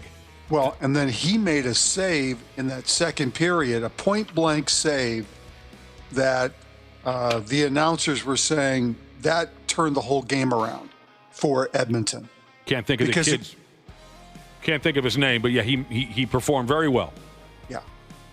Edmonton takes the lead in the third. Then they give up the tying goal with 15, 20 seconds left. That was unbelievable. But the Oilers came back again and won the bastard with a goal about halfway through the first overtime. They stole one. That is resilience by Edmonton, because that could have been absolutely crushing. There's no way they should have turned the puck over to lose that, or to lose their lead with 20 seconds left. That was crazy. And you just felt like going into the OT, okay, well, Florida's going to come out here first 5 minutes, they're going to win this game, but Edmonton just battled, man. What a great game. That was fun. It's been a great series. 3 out of the 4 games played now have been overtime games, and resilience, a good word for the Oilers. They obviously got over the silliness of Game 3 and stole one. And if you watch that overtime, you just mentioned, you got the feeling when Florida tied it late in the third, you got the feeling that maybe they would eventually come out the winner. Right. They did ring one off the crossbar by damn. They did, yes. So it was very close. Leon Draisaitl, as you heard in Josh's intro, the Oiler player who scored the game winner, he has now scored 4 overtime goals in this year's playoff, and that's a record. And he got some help on that goal because he was just throwing the puck at the net. It wasn't like a clear slap shot or anything, and it ricocheted off the defenseman, off his skate, it looked like, and then went in the net. So yeah, and how many times is that the way it plays out in overtime? Right. It's very rarely a highlight goal. It's some kind of goat rodeo, bank it in. Yeah. That's how it works. Yeah, I mean, that's that old adage, just keep throwing the puck at the net and see what happens. And that's exactly what he basically did it one-handed too, and just scooping it and throwing it at the net, and he just got lucky. So Game 5 is back in Alberta tomorrow night. Now, Edmonton became the first road team to rally from down 3 to win a game in the Stanley Cup since the Montreal Canadiens did it against the Seattle Metropolitans in the year 1919. Gotta go back a ways. So it was quite historic. They were saying that in Florida, Sunrise, Florida yesterday, it was 97 degrees outside. Ew. Should be playing a hockey game with 97 degrees outside. That's not right. And apparently the NHL, their head arena guy or whatever, has been working nonstop to make sure that ice level temperature and all that stuff is working properly because it's so hot outside. Yeah. Oh, that AC bill. Can you imagine? Thank God for technology in this case. Yeah. That they're able to do things now with the conditioning and whatnot. Words I could never understand. But they're able to do things now with that arena that you couldn't do even 25, 30 years ago. Right. Randy Shaver, I'm sure you remember how the old Boston Garden the fog was such a nightmare. It was older than the Hills, and they couldn't air condition the joint properly, and they couldn't do this and that properly. So I believe it was the 1990 Cup Finals between the Oilers and Boston Bruins. They had a game there at Boston Garden, and it was, this time of year, very warm, unseasonably warm, and a fog developed inside the arena to where it looked like the boys were playing a hockey game amidst a cloud of pot smoke. just because of the heat outside. They're trying to keep the ice cool. So thankfully, they're able to more or less control these situations these days. I have a buddy who does it for a living for an NHL team, does the ice. He's the head ice guy. And when he explains to me all the process of getting the ice just perfect, like my brain just leaks out my ears. It's so confusing. And they get graded by the players after every game. It gets sent to the league, the ice conditions. So it's a huge deal. It takes a lot of work to make that ice get up to par. When I was driving the Zamboni at Wayzata Ice Arena, it was not that complex at the time. It was not. You didn't have bantam 8-year-old parents get mad at you about the ice conditions? Oh, no, we had that. I'm just saying there wasn't much. You didn't care. Well, also I didn't care, but there just wasn't the technology then. It was very basic. Oh, yeah, parents bitch. They always bitch. They're hockey parents, for Christ's sake. Yeah, I suppose. If the kid, catches an edge, it's your fault for the ice, not the fact the kid's a crappy hockey player. So they kept her going, and they got the win. Friday the 13th episode, Randy Shaver. You're a lucky guy, right? Wouldn't you consider yourself a lucky guy? I would consider myself a lucky guy, yes. Yeah. For everything I've had in my life, yes. By the way, definitely. The temperature Saturday in Edmonton will be 64. That's good hockey weather right there. I don't think they need to worry about the ice in Edmonton when they go back. There were some, when I was driving the Zamboni, no, they'll be fine. When I was driving the Zamboni in the early 90s, there were some, how should I say that, detailed things that I was asked to do with the Zamboni, but I never did it. Our boss would always be like, you want to drop the blade in the corners and this and that. And I guess the one thing I always did was you'd pick up the blade when you drove over the crease to not take the paint and whatever it is. I guess it is paint. You didn't want to take the blue and the red away from the crease, because that's an important. But a lot of the stuff I just ignored. I mean, when the little kids were out there, they did zero damage to the ice. Zero. So you didn't even need to resurface it? Well, yeah, I wouldn't barely use any water. I would just kind of polish it. Mm-hmm. You know what I mean? Sure. When the bigger kids were out there and they really dig it up, then you got to pour quite a bit of water. I guess there were some detailed things, but I was, 21 years old. A lot of it, I just took my chances. All right. What do we got here? Okay, a website called Hockey Wilderness. They must be some kind of Minnesota Wild jock sniffing type site. I'm not familiar, but Hockey Wilderness asked a question. Should the Pigs sign Brad Marchand, who you're seeing in the Stanley Cup final playing for the Florida Panther? And I say, sure, go ahead with that. Talking about how this guy, Marchand, who's now, 37, 38 years old, will likely be looking to sign his final NHL contract after the season is up. And they talk about the Wild having money to spend, which is all that comes up nowadays when you talk about the Pigs. They got that money. Yeah, we know. So I say go ahead with that. Why wouldn't he stay in Florida? I don't have all the details, Randy Shaver, but the article leads me to believe that he would like to. Well, I mean, he might stay in Florida. Yeah.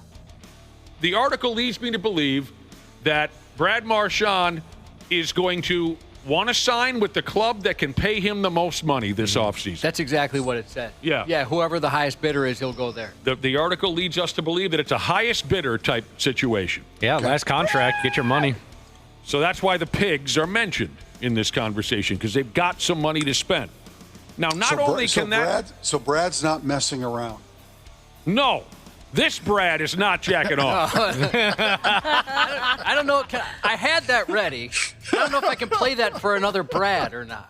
Oh, you can do whatever you want. You're covered. For any Brad? Any Brad. Okay, it's just humorous, and I don't want to get beat up by another hockey player that comes No. He's not coming in to beat anybody up. All right. Brad is jacking off. Well, I guess if the contract's good enough, maybe he will. Right. Our regular Brad is always jacking off. This one is not. He's looking to get paid. That's why he might leave Florida. And here's the thing. Not only can this guy play, but this is totally up my alley. Why wouldn't the Pigs want the guy who was voted this year as the most hated player in the league? That attracts me. That'd be fun. Yes. Why wouldn't you want the most hated player in the league? Yeah, we're already getting texts from people that say they can't stand him. Yeah, but wait till he plays for your friggin' club. That's how. Well, it goes, he's right? he's like AJ Brzezinski. Right. He's like a lot of those guys. You hated to play against him. You don't care for the guy. It's like Brett Favre. You don't care for the guy, but then when he's on your team, yes, you love the guy. Do you think that'd be the same with Aaron Rodgers? I No, I think it'd don't be think tough to so. like him even if he's on your team. I think there's some players you just can't get past. Yeah. Karen's He's done too much damage for himself. Karen is a rare exception to the rule, Josh. I think you came up with one of the rare exceptions to that rule. I would say Aaron at this age is the rare exception. If Aaron was 10 years younger, and was had all the ability that he had when he was at his prime, before the darkness retreat. Yeah, but the people would be happy. But 10, 15 years ago, Karen hadn't exposed himself as an absolute moron yet. No, you're right. Right. You're right. Go ahead if that's an option. Go ahead. I also hated Brad Marchand. When he played for the Boston Bruins, I hated him. But I love the idea of him being here in town and starting trouble. We had that guy once before with the Pigs. Maybe he wasn't the most hated player in the league, but he was that instigator, little sumbitch who would slash you in the ankles and chop you in the ribs, but he would never drop the mitts, which makes for the most frustrating type of hockey player. And that was when the Pigs had Matt Cook. I lost the crowd, huh? Yeah, no clue who that I don't is, remember sorry. Matt No Cook one remembers very Matt well. Cook? Wouldn't you say that? Would you say that Dino was kind of in that category? Oh, well, Dino was, he was kind of in that category. I would say Dino was in that category. Yeah, he could score like anybody's business. Yeah. Loved to stand in front of the net and, but I would say that he loved to instigate. Yeah.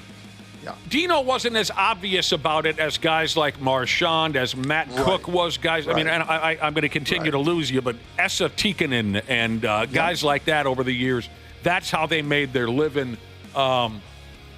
Dino certainly was that heel in Chicago. Sure. In Chicago. I bet he never left his hotel room when he was in Chicago. Oh, they hated him in Chicago, and he played it up, and that era was so much fun. Oh, man. Oh, listeners are texting in saying, Cal Clutterbuck? No, he wasn't that guy. No, Cal Clutterbuck was a physical hockey player, but he was not that constant instigator. Right. Ryan Reeves wasn't that guy either. Ryan Reeves was an enforcer. Ryan Reeves was a third line, physical hockey player. He wasn't that all-time instigator. I saw that Ryan Reeves text message, but I read it as Bryant Reeves at first, and I was picturing Big Country on skates, and that's kind of a funny visual. We can't talk about Big Country now. I'll get emotional. I loved that kid. Give me a second here. I'm looking something up on, how do you call it, Josh? What's this in front of me? That's a computer. Yeah. And I'd imagine you're referring to the internet? Yeah. Former radio guy Jesus on the idea of signing Brad Marchand. Don't care if he scores 50 goals and gets a cup. Hard pass. I'd rather root for the 1980s Blackhawks. That's saying something. That's taking a hard line. He really to sand. doesn't like him. Wow, I'm sorry to, and by the way, for those of you who would like this to happen, this is just one article. That's all it is. If you're getting excited about the idea, nothing, I haven't heard anything official. Just this website talked about the idea of signing Brad Marchand. Okay, here's a list that I found on Bleacher Report of some of the greatest instigators in hockey history. And I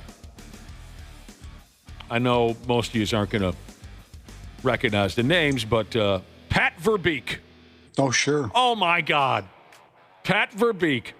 That sumbitch Randy, you've stacked turds taller than Pat Verbeek. How tall are we talking? Oh, I don't. He was just the littlest guy, but I mean, he was a son of a bitch out there. They called him the little ball of hate. Pat Verbeek. Here's Dino on the list. Yeah. Friggin' Dino. Dale Hunter. I mean, okay. But Dale Hunter could brawl. Darcy Tucker could brawl. Here's Essa Tikkanen. Theo Fleury certainly applies. Sean Avery, he could brawl. Claude Lemieux, he dropped the mitts. Kenny Linsman, the rat. See, and I'm trying not to get too nerdy and too overly technical here. I was talking more about the guy that will instigate, but not drop the mitts. Right. Where guys like Dale Hunter, Christ, he'd fight his grandmother on her deathbed if she wanted to, Well, I think Dino kind of fits that category. Dino would drop the mitts, though. He would. Yeah. With Denny Savard, he would. Yeah. I don't know. I don't know. It doesn't matter. I just get excited talking about, you guys know, I love the old NHL when things were so nasty and brutal. But before we're done with this, Dale Hunter, if you don't know his most infamous moment, I remember watching it live like it was yesterday. I was watching the playoffs between the Washington Capitals and New York Islanders. I want to say it was 93. And the Caps were the big favorite. The Islanders were the underdog. The Islanders were about to win the series. The writing was on the wall. And it was Pierre Turgeon of the Islanders who scored a late goal. The game was already decided, but Turgeon scored one more goal for the Islanders to really put the nail in the coffin. And Dale Hunter blasted him. Had to have been 10 seconds after the goal was scored. Turgeon scores. The light goes on. The crowd, yay! 1, 1,000, 2, 1,000, 3. And then Hunter comes over full speed and blasts Turgeon into the glass, breaks his collarbone, and he's unable to play in the rest of the playoffs. Wow. And a lot of people think that Islanders team was good enough to go all the way, but Dale Hunter said, you might be good enough to go all the way, but you know who's not going to be with you? Turgeon. And he was more or less globally hated after that. So anyway, sorry I blew up. I get excited about stuff like that. So Randy, the Twins. That's a hard turn. They were able to squeeze one win out of this Rangers series in between two games where they were straight up embarrassed, like yesterday. Walloped. Yesterday, they were just... Bailey Ober and company. It wasn't just Bailey Ober. Jesus. Well, now, Bailey Ober is... But even before the game, I think Bailey Ober made a comment about how he's been battling with some injuries. So do we see him put on the friggin' injury? I hope not, because that would make life even worse. Well, he just got smoked yesterday. Everybody... let me try to find... What it was? Ober, 7 earned runs is how you say that, on 6 hits. 4 of them were home runs and 7 walks in 4 2/3 innings. Wow. That sounds like a guy who's injured. Yeah. It was ass ugly from top to bottom. Texas wins 16-3. The Rangers hit 6 home runs total. The Twins had to throw what's-his-nuts in there, the position player at the end of the game. Jonah Bride. 2 innings. Yes. It was just a terrible... Yeah. Not good. 2 of the 3 games were just terrible. So, tonight they begin a weekend series in Houston, and you hope things go much, much better. Yeah. But now I'm starting to worry about Ober being put on the shelf.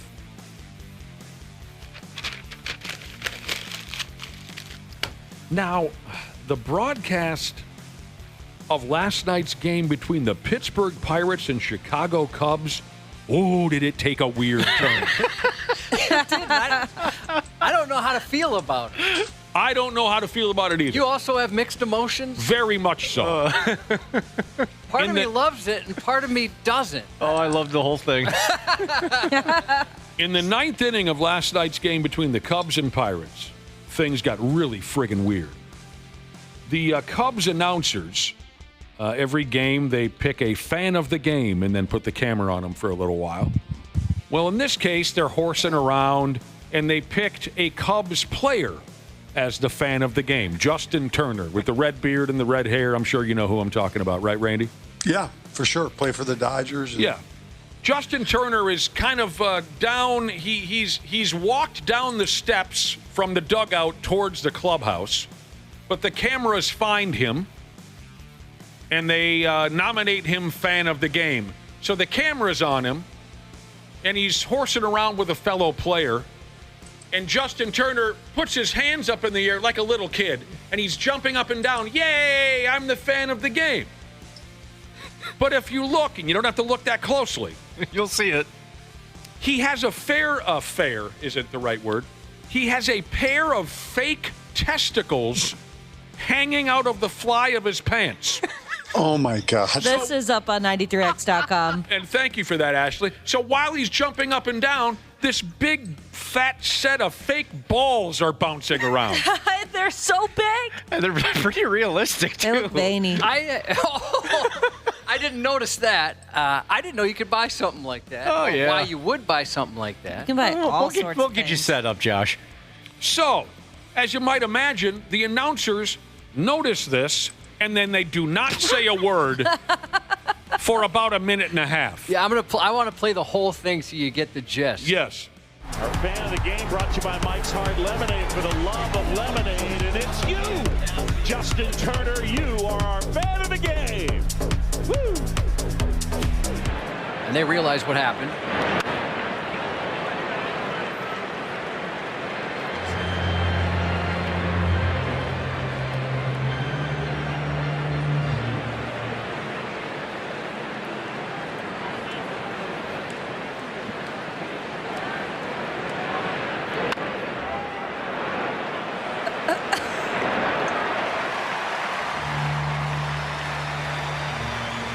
That's the first. Oh my gosh, that was so long. I'm sure they had their mics off laughing. I'm so glad you didn't cut any of that. That was so much longer than I thought it was going to be. Isn't that something? Yeah, do you think they had their mics off? Like, hey, what do we do about that? Absolutely they did. Panic mode. They didn't say a friggin' word. Are you watching the video, Randy? I watched it, yes. The fact they didn't say anything made it so much better. Yeah, they had them turn their mics off and were just trying to compose themselves. Definitely. One guy probably took his bag out in solidarity. You know what? You're right, though, Josh, like about buying one of those things. Where do you buy one of those? Where do you buy a fake set of balls? That he was probably like on Amazon typing in fake ball sack. Yeah, I'm going to Google it, but on my work computer, not my personal Well, maybe he hacked them off maybe he cut them off of a sex toy. Do they make them with those? Yeah. Some people like them. I thought they just left that part out. No, there's balls if you want them. Yeah, I found them right here. Yeah. That was like really easy to find them. Mm-hmm. Balls if you want them, Josh. Oh, my God. Yeah, I'm looking at some photos. The ones you can get on Amazon. Gross. The ones you can get on Amazon? Are you looking at the hanging ones? Yeah. Oh, my God. That's like a foot long. Whoa. But, I mean, the detail, I won't get into it, but the detail is incredible. Well, now, in the description of the product on Amazon, what is the purpose of buying this fake set of balls? It says gay gift, This Frank. one, yeah, it says... What does it say? In this one, after where it says perfect for prank or gag gift, in parentheses it says without hair.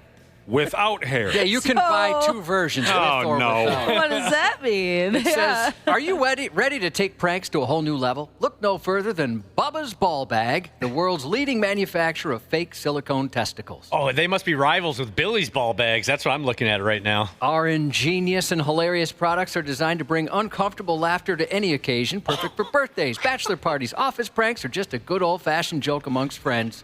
Bubba's Ball Bag will leave everyone in stitches. I'm looking at one website where they sell the fake testicles, and they also have other products, including coasters for drinks where you can count the spokes. Oh, no way. I hate the spokes. If you, on that Bubba's Ball Bag product, Josh, if you scroll, you can see some pictures of them in use with guys, with them like hanging out the bottom of these guys' shorts. Oh my gosh. That's okay. That's pretty funny. If I saw that, I'd laugh. It'd work. I wasn't expecting that in that video. Even if I read the headline, I wasn't expecting it to be that realistic. Wow. So, wherever Justin Turner got this fake set of nads, he brought them to the ballpark last night, and he hung him out the fly of his baseball pants and waited for his opportunity. Oh, my gosh. And he got it. I'm sorry. Ball 2. It also says that these could be used as the ultimate icebreaker at a party. If I'd ever met somebody and this is how I have met them. Yeah, no kidding. That's not an icebreaker. Stay away from that guy. And I don't want a coaster with spokes. How did you meet your fiance? Well, I went to a party and he was there and he had rocking some fake testicles at the bottom of his shorts. It was love at first sight. Funniest guy there.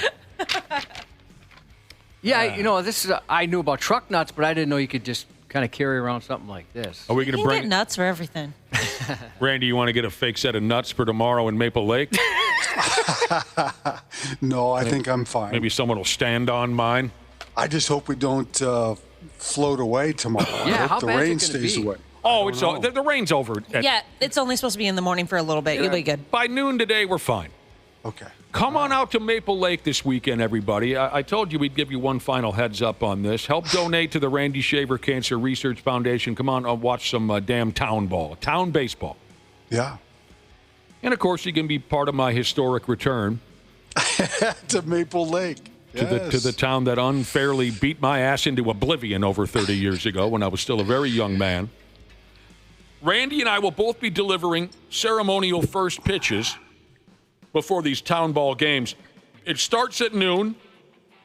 Litchfield versus Avon. 2:30, noon, Randy throws out the first pitch for Litchfield Avon. Yeah. 2:30, I'll throw out the first pitch for Howard Lake Kimball, and then a 5 o'clock game with the host club, Maple Lake, playing Monticello. Now, I want everyone to know that after my first pitch, the entire town of Maple Lake is invited to line up and kiss my ass. Oh, my God. For what they did to me in 1992. That'd be quite the change, because they lined up to kick your ass last time. Yeah. Yes. It'd be nice for you to come back with a better impression of that town. I would like that. Yeah, you guys will make up. Line up and kiss my... You can have the spokes, too, if you want. Pick a spoke. It's yours. Choose your spoke, Maple Lake. No, it's going to be a fun event. We hope to raise a lot of bucks, couple of cold beers, something to eat. I mean, it's town ball. If it's a beautiful day, I mean, really in Minnesota this time of year, town ball's the best. Just to go watch some baseball, it's great. And you know where we could go, Randy Shaver, sometime if we wanted to, just the two of us. I know that's the way you'd prefer it. We could go over to Hamel. Hamel has baseball, yes. Hamel's got a town ball club, the Hamel Hawks. Yes. Got a beautiful ballpark in Hamel. Yeah. We go over to In Cahoots and just get ripped. They have a beautiful ballpark in Delano, too.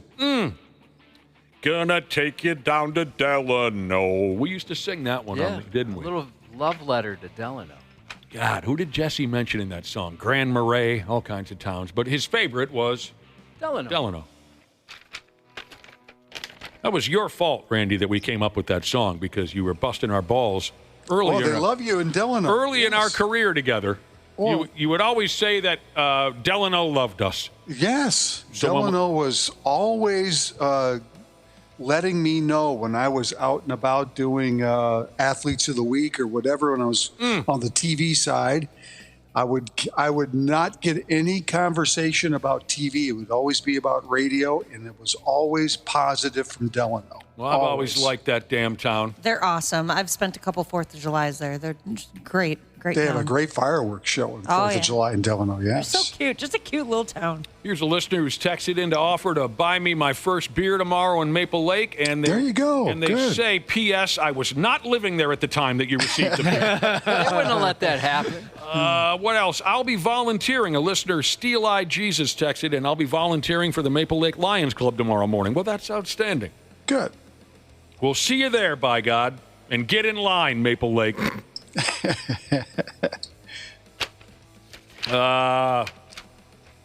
Did you guys all hear this story about this Red Sox rookie pitcher by the name of Hunter Dobbins and the nonsense that came out of his yap? Yeah, about his dad and everything? No. Yes. Is this the Is this the kid who said his dad played in the majors or something? Yeah. The Yankees? Yeah.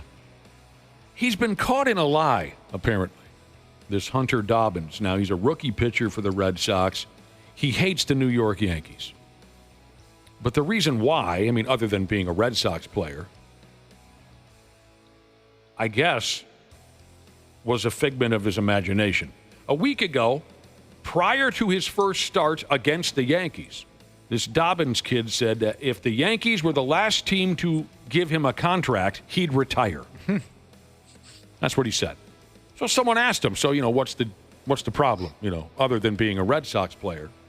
He said his dad, a feller by the name of Lance Dobbins, had been drafted twice by the Yankees organization before being traded to the Diamondbacks, and that is what soured Hunter Dobbins on the Yankees. His dad got drafted by them, but they never played him. But then, folks looked into this. If you're a big-time athlete like that, folks are going to look at, that's very interesting. Your dad played for the... People love looking into that kind of stuff. They're not just going to take your word for it. They're going to investigate it a little fact-checking. The New York Post looked into it and said there's absolutely no record of a guy by the name of Lance Dobbins ever being drafted by the Yankees. Lance Dobbins' baseball reference page, and that's a pretty reliable website. I've been on that. I think that's a spot-on website, Baseball Reference. The only thing they show for Lance Dobbins is 2 seasons of independent baseball, independent league baseball. So they come back to Hunter Dobbins and say, what's the story? And this is his comment. He said, the whole backstory is stuff that I heard growing up. I didn't go and fact check or anything. So now he's saying that it was a BS story that his dad used to tell, but he never looked into it? That's a little hard to believe. Yeah. Especially a 22, 23-year-old kid. If your dad tells you, I played for the Yankees, the first thing you do is jump on ask him if he had any pictures or anything. Yeah, a story like that. Then you jump on the internet, right, and try to find some stats and some pictures. And so That's a big deal, yeah. Yeah, he says, I never really looked into it. Well, it sounds like he told a little lie and got caught, is what it sounds like. My grandpa told me he went to school with a girl named Iva Big Bottom, and I believed that way too late in life. You bought it. I mean, I think I was an adult before I realized, now, wait a minute. Yeah. And he had a whole backstory about Iva. He talked about her family, but I was convinced as a kid. His first girlfriend was named... Iva Big Bottom. Yeah. Now, my dad always said that his very first girlfriend was named Angeline Mary Maud Day Fisk. And the weird thing about it is that's a true story. Is that right? Angeline Mary Maud Day Fisk. So I feel bad for this Hunter Dobbins. Young kid, he got excited. I don't know, he wanted some attention, and now everyone's kind of on his ass. He told a little silly lie. It brings up the Russell Wilson thing. I can't help but. The Russell Wilson thing is the most. Right. So what was it when he was still playing for the Sea Ducks years and years ago? Mr. Unlimited. Dude. God, he's so corny. Someone texted in to ask what field are the games being played tomorrow in Maple Lake. It's Laker Stadium, they call it, I believe. Yep. Right there at Maple Lake. Not the biggest town in the world. I think you can find us over there. Feels like a big town when everyone's standing on your friggin' head, though. For no reason other than the fact that I was beating the piss out of one of their own. Russell Wilson, of course, had some of his college days in Wisconsin. Didn't he play somewhere else, too? Doesn't matter. Like North Carolina State. Yeah, NC State. Okay. Yep. So the University of Wisconsin invited Russell Wilson to be the speaker at their commencement one year. And he told this long, supposedly inspirational story about never giving up. And he said, he played college baseball, too. And that was the basis of the story. Yep. He was drafted. Russell Wilson, was he drafted? Mm-hmm. Russell Wilson said, when I was playing college baseball, we had this big super regional tournament game, and we were down 3 runs, and I hadn't had an at-bat in 4 games. But the coach turned to me in that big moment and said, Russell, go out there and get us a hit. And I got him that hit. And so, of course, people looked into this. It never friggin' happened. None of it ever happened. Why did he think he could say something so spectacular? I don't... Oh, by the way, speaking of first pitches, a WWE wrestler by the name of Tiffany Stratton, she's the women's world champion right now, threw out a first pitch yesterday at a New York Metropolitans game, and it was awful. That was really bad. Yeah, she kind of reminded me of you a little bit, Nick. Yeah. Oh. Yeah, Me and 50 Cent. High and outside. Yeah. It was pretty bad. This is up on 93x.com if you want to take a look at it, too. She referenced 50 Cent and let him know he's off the hook after that one. She tweeted about it. That was pretty bad. Well, Randy, at least me and Tiffany Stratton and 50 Cent could throw the ball beyond the plate. Oh, come on. NBA Game 5 tonight. Yep, it's all even, right? Yeah, NBA Final Game 5 tonight. Back in OKC. Yeah, it's going to be obnoxious as hell.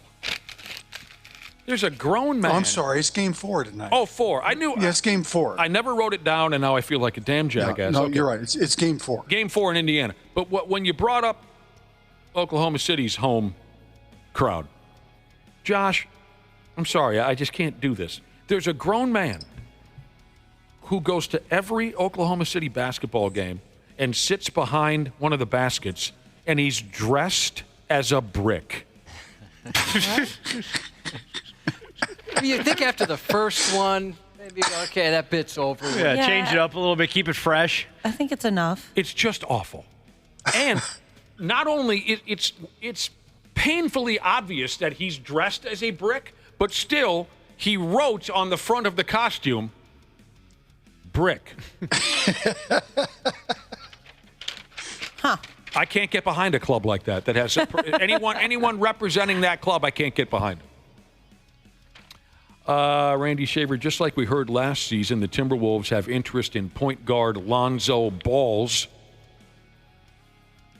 The kid in Chicago? Yeah. Oh, does that do anything for you? No, he's hurt all the time. Yeah, he is. No. And it would also mean they'd probably have to say goodbye to Mike Jr. Well, they're going to do that anyway. I never want to say goodbye to Mike Jr. I mean, that's going to happen. Never say goodbye. You think that's going to happen? Oh, it's not going to be good.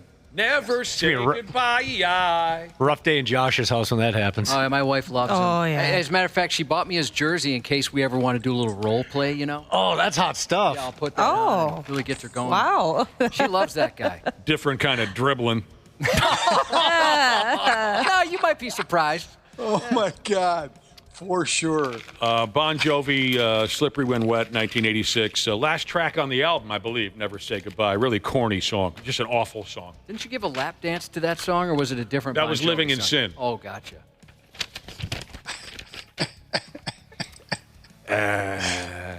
This is going to shock every last one of you. Because this man has always proven himself to be so mature and shown that he has rock-solid mental health. Former NFL wide receiver Antonio Brown is reportedly wanted by police for attempted murder. Ah! Yeah, when I heard that, well, this is a weird story. I didn't really have much of a reaction. I was like, Surprised it hadn't happened sooner? Yeah, that makes sense for him. Weird story because he was detained by police and questioned and then let go. Right. And then I think they had some surveillance video or something that actually showed him with the gun. And so now they're looking to find him to arrest him. That's exactly it. This was all that silly celebrity kickboxing match or something a few weeks ago in Miami. We talked about this. There was madness. Everyone's running around, shoving each other, punching each other. Antonio Brown's right in the middle of it. Gunshots were fired. And like Randy Shaver said, the police looked at some video, and they think that he might have tried to kill somebody. So they're going to want to have a conversation with Antonio Brown.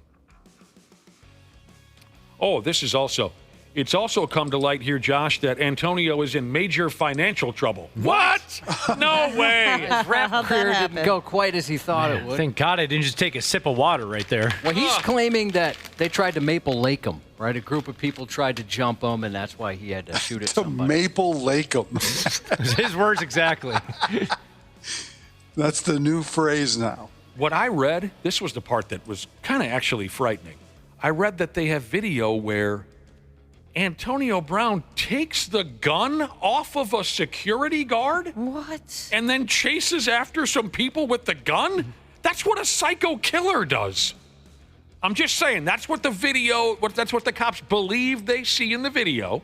Well, when the story first came out, they did have video of him running with what looked like a gun at the time. So obviously they've confirmed that. I don't get it. What a nutcase. I don't get it.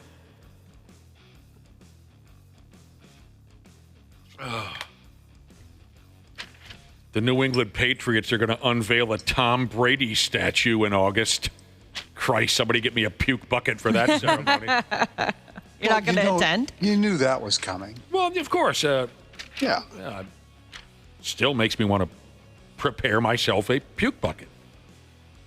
Can I borrow one? Randy, do you have a... I've got plenty. Ashley's pregnant. You've got a puke bucket in the house, don't you? Yeah, I've used a lot of things as puke buckets. I was going to ask, so did the popcorn bucket double as the puke bucket? Oh, yeah. It did at our house growing up, and I thought that was kind of gross. Oh, wastebasket. That's even better. It was similar, but not exactly, Josh. For us, it was a Kemp's ice cream bucket. Okay, sure. Oh, that's good. I had a buddy in the dorms at St. Cloud we called Buckets because on the very first day, he got so drunk he was walking around shirtless, puking into a 5-gallon bucket. So he got dubbed Buckets. A 5-gallon bucket? Yeah. Where he found it, to this day, nobody knows. But he had a 5-gallon bucket, and he was just walking around, just vomiting everywhere into it. Nice to meet you. Mm-hmm. We've received a text message from Legalize Marinara Jesus. That's so good. I find that to be very clever, and we appreciate him very much, and all of you out there. But some of you could work on your Jesus name and try to match this guy. That's very clever. Legalize Marinara. He says, the Brick Man from the Oklahoma City Thunder ball games. He said we can look this up. The Brick Man is a real-life rocket scientist. Well, I'll tell you this, Legalize Marinara Jesus. He's still stupid. He's a they're grown man. renowned for their humor. Are they funny people in the rocket science? Yeah. A grown man showing up every game dressed as a brick is still stupid. You're so bad. It's going to totally distract the opposition when they're at the free throw line. Okay, I'm dressed as a... Well, what does he do in the 2 quarters where the Thunder are shooting net towards his end? I don't know. Does he go hide in the bathroom? And I don't care. Were we talking about Karen earlier, Rogers? Yeah, his name came up. Oh. If you'd like him if you played for your team. Oh, yeah. Let's leave you with this, Randy Shaver. Can I leave you with this? Yes. Karen Rogers says that HIV was created by the United States government. We hope you have a wonderful Father's Day this weekend, Randy. Okay. It's Father's Day on Sunday, and we hope you have a great one. I appreciate that. Thank you. You did your best with your kids. It's not your fault. That's what my wife said. Yeah. All things considered, they turned out pretty decent. Yeah. Well, one's a doctor, for crying out loud. I'd say so. Yeah, but what does he wear at basketball games? That's how we know. When he's a spectator. That's how I measure a man. We will talk to you on Monday, Randy. Oh, no, wait a minute. I'm an idiot. We talked about it for 15 minutes. I will see you tomorrow. Will you be there early? Oh, that's right. You go at noon. We're at different times. Yeah, I won't be. I think we're staying for like the first inning, and then we're taking off. Okay, that's fine. You're throwing a first pitch at noon. I'm going at 2:30. So here's the deal. Begin waving out of your car around 1 as you're going east and I'm going west on 55. Just begin waving, and I wish you nothing but good luck tomorrow. It's going to hurt, I'll tell you that. I haven't thrown a baseball since last year. I'm talking about just being in Maple Lake. Oh, the beating. Nothing. I wish you nothing but good luck. So you're not going to stick around and have my back? I'm not sticking around till 2:30, no. You're a bitch. I know I am. For not having my back. You should have my... We'll see you tomorrow, Randy. Talk to you on Monday. See ya. Okay, bye-bye. We'll have more nonsense here in a few minutes on the Half-Assed Morning Show. The 93X Half-Assed Morning Show.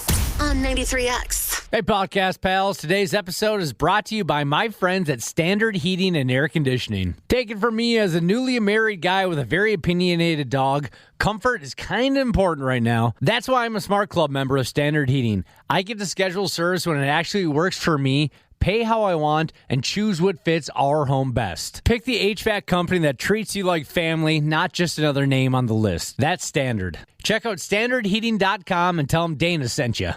This episode is brought to you by Progressive Insurance. Do you ever think about switching insurance companies to see if you could save some cash? Progressive makes it easy. Just drop in some details about yourself and see if you're eligible to save money when you bundle your home and auto policies. The process only takes minutes, and it could mean hundreds more in your pocket. Visit Progressive.com after this episode to see if you could save. Progressive Casualty Insurance Company and Affiliates. Potential savings will vary. Not available in all states. Former U.S. Navy SEAL Sean Ryan captures real stories about sacrifice and strength. We go into this hooch searching for Christ knows what. Regardless if anybody else does it, will you do it? There's a lot of things that are hurtful and disturbing. Can't get anybody to talk about it. Uncovering truth with the heroes who live to tell it. There's a saying, there's no atheist in a foxhole. That was the hardest part for you coming home. What? How'd you get through it? I worked hard. The Sean Ryan Show. You ready? Let's do it. All right, let's go. Follow and listen on your favorite platform. The Half-Assed Morning Show. Minnesota's 93X. We got friggin' Robert Ory doing an endorsement on this. That caught me by surprise, too. That's the coolest thing that's happened to me all day. They should tell us about that before it happens. Robert friggin' Ory. They called him Big Shot Bob. Yep. 7 world championships, Ashley. That's a lot. For the man. And he's endorsing a product on this here radio show. Maybe. I was wondering why you made that face. Someone call him and ask him if he wants to go on the booze cruise. Do we have booze cruise passes today, Josh? We do. Did we do anything about it yet? Not yet, no. What time do you want to do something about it? Well, let's do it now since you brought it up. Oh, let's do it now, he says. How do I say this again? June 27th, we're getting her done again with a big boat ride. The Independence Day Booze Cruise for the Half-Assed Morning Show. Friday, June 27th, we jump on a big boat they call the Avalon over there at Stillwater Riverboats in Stillwater. The party is happily brought to you by Red Wing Shoes, Warner's Dock, and we thank them very much. The only way to get on this boat, I had a few cold ones with us, is to listen and win. Well, here's your chance. Where the hell is that keyword? Where is it, Josh? It's captain. Oh, here it is. It's kind of like half on one page and half on another. Makes it fun that way. Right now, it is fun when you can't find the word when you're reading it live on the, right now on the Luther Bloomington Kia text line. Text the keyword captain. I know a guy who calls his genitalia the captain. Captain? I'm looking at him right now. He's referred to his genitalia as the captain. I stole it from Beavis and Butthead. Oh, is that right? Yes. Text the keyword captain to 651-989-9393 for a chance to win a 4-pack of tickets to our Independence Day Booze Cruise on June 27th. You and 3 of your shadiest pals can jump in, and we'll see what happens. Keep listening for your chance to win. And you can go to our website if you want any more details on this. What should I call it? Adventure. Yeah, I'm watching Beavis and Butthead years ago, Josh. And Beavis and Butthead get their hands on a disposable camera.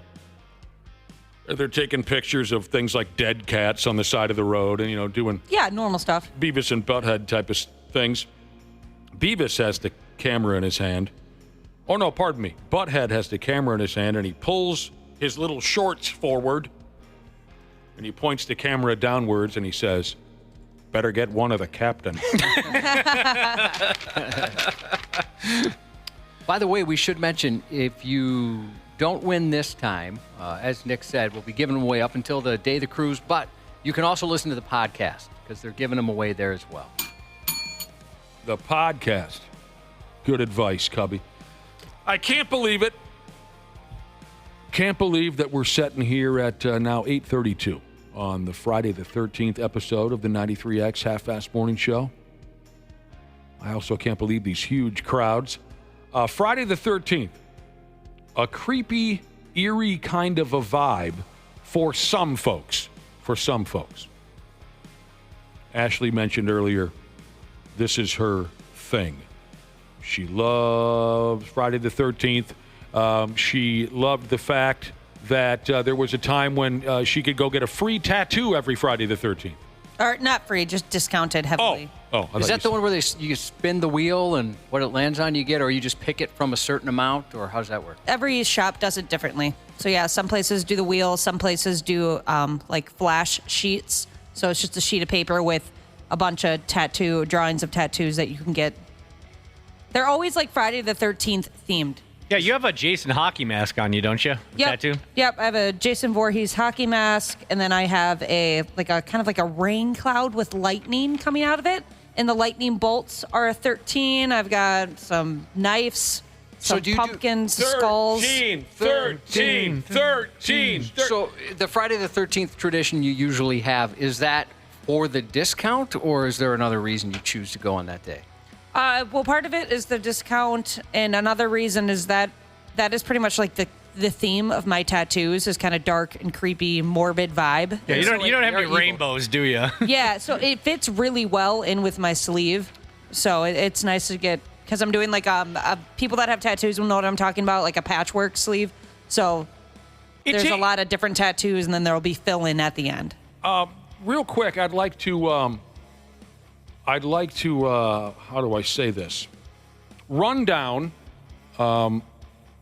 personally speaking, I'm going to run down all of Ashley's tattoos from my least favorite to my favorite. We're going to go from 47 all the way to 1. I wish Number I had that many. 47 is the little cat. I'm kidding, of course. What's so interesting about you used to be like a dark side goth kid, right, when you were younger? Yeah. And you've got all these somewhat dark tattoos, a kind of a gory, scary. You mentioned earlier you've seen every one of the Friday the 13th movies, but you are just usually the most cheerful person. There's kind of a contrast there that frightens me. Oh, well, thank you. I'm not sure what to expect. I take that as a compliment. I like that. Did you hear the part where he said frightened? Yeah, I like that I'm bringing both of those sides of the table. Concerning, maybe is the word. Okay, so for some folks, Friday the 13th, it gives them a creepy, eerie vibe. As you already know, there are plenty of dark, creepy conspiracy theories that get knocked around, especially, of course, on the godless social media. Some really deep, dark stuff. Most conspiracy theories, if you ask me, absolute garbage.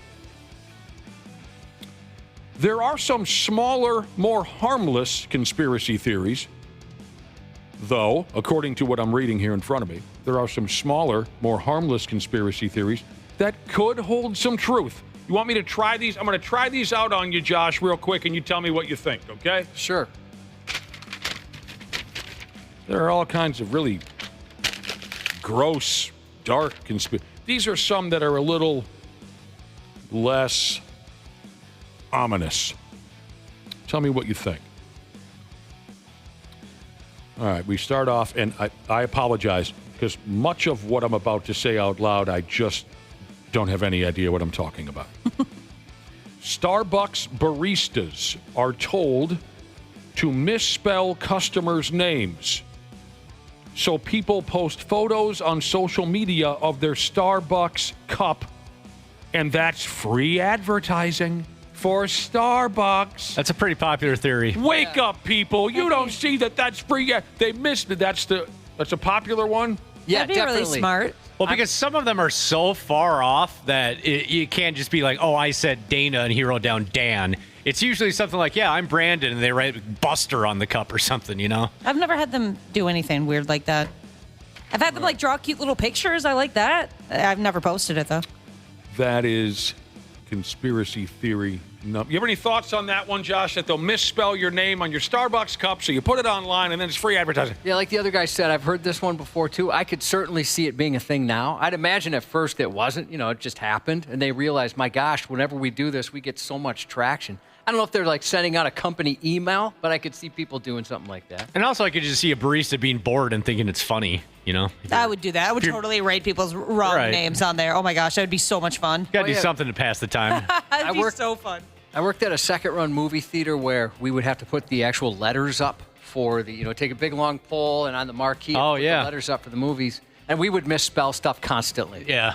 Like the movie Ghost Dad, we had Ghost Dud up there, and we'd try and see how long it would take before somebody would say something. Some innocent person comes in off the street. Oh, I'll take one for Ghost Dud, please. This seems like a fun movie. And then a pack of them Milk Dads, please. One ticket for Ghost Nad. I'd like to see. Remember the guy? Maybe I was the only one of us that was there a number of years ago at our State Fair merch booth. Guy walks up with his girlfriend and says, "Why should I pay you for a T-shirt? If I'm wearing one of your T-shirts around the State Fair, you should be paying me because I'm advertising for your radio station." Oh, my gosh. I already have acid reflux. I'm And real I close said- to throwing up already. I said, and his girlfriend looked at him like he was just the most brilliant man in the world. And I said, "Ooh, my mind is blown by that." Ooh. Thanks, bud. All right. Here's your next conspiracy theory, that your phone, your telephone, cellular telephone, the microphone is constantly live, and it's listening for keywords to target advertising. You're basically stupid if you don't believe this. I'll buy that one for sure. Yeah, Ashley, since about 6-8 months ago, you've been in a different studio than me. How many fewer Josh Allen and Buffalo Bills targeted ads do you get? I don't get them at all. Yep, see, exactly. Yeah, I mean, if that's not happening, then there's magic. Magic's real. I certainly don't notice anything with my cell phone, but I notice it with my computer. We'll talk about a band.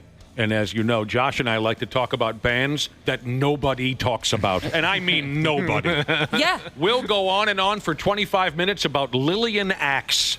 Well, it's funny, And then somehow on my computer, something will pop up about forgotten 80s bands, and there will be a picture of Lillian Axe. That's a real thing. Yeah. It's insane. It's a real thing. Yeah, it happens. I can't remember exactly what it was, but we were talking about something so weird and something I'd never heard of, and all of a sudden I was getting ads for it as well. It was munging? I think it was munging. Yeah. But I had searched that before, looking for a club. All right. Next conspiracy theory, Area 51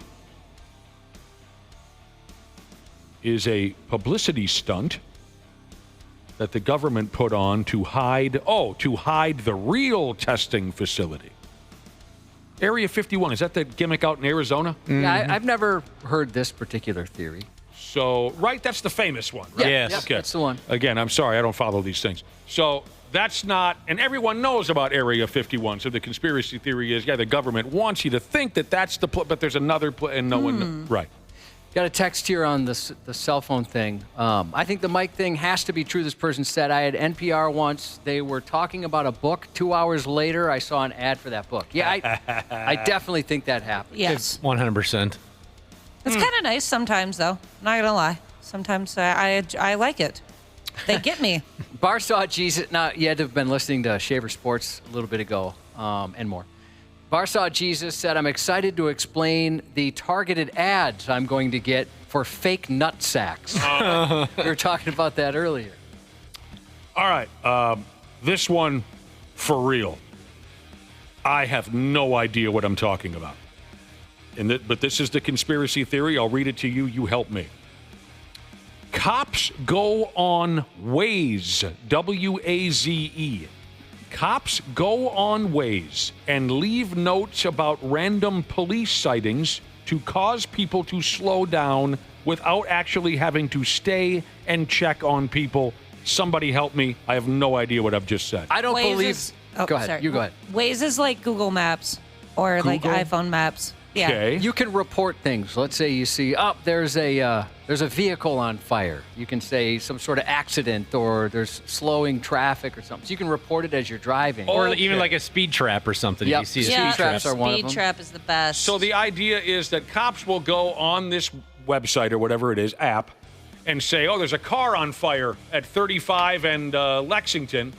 But there really isn't. They just know that when people find these things out, they naturally slow down. They're talking about speed traps. Like, hey, there's a trooper speed trap coming up here. Because on Waze, you can, right? Yeah, and then Apple Maps will notify you if you're using your maps. It'll say, like, watch out, speed check ahead.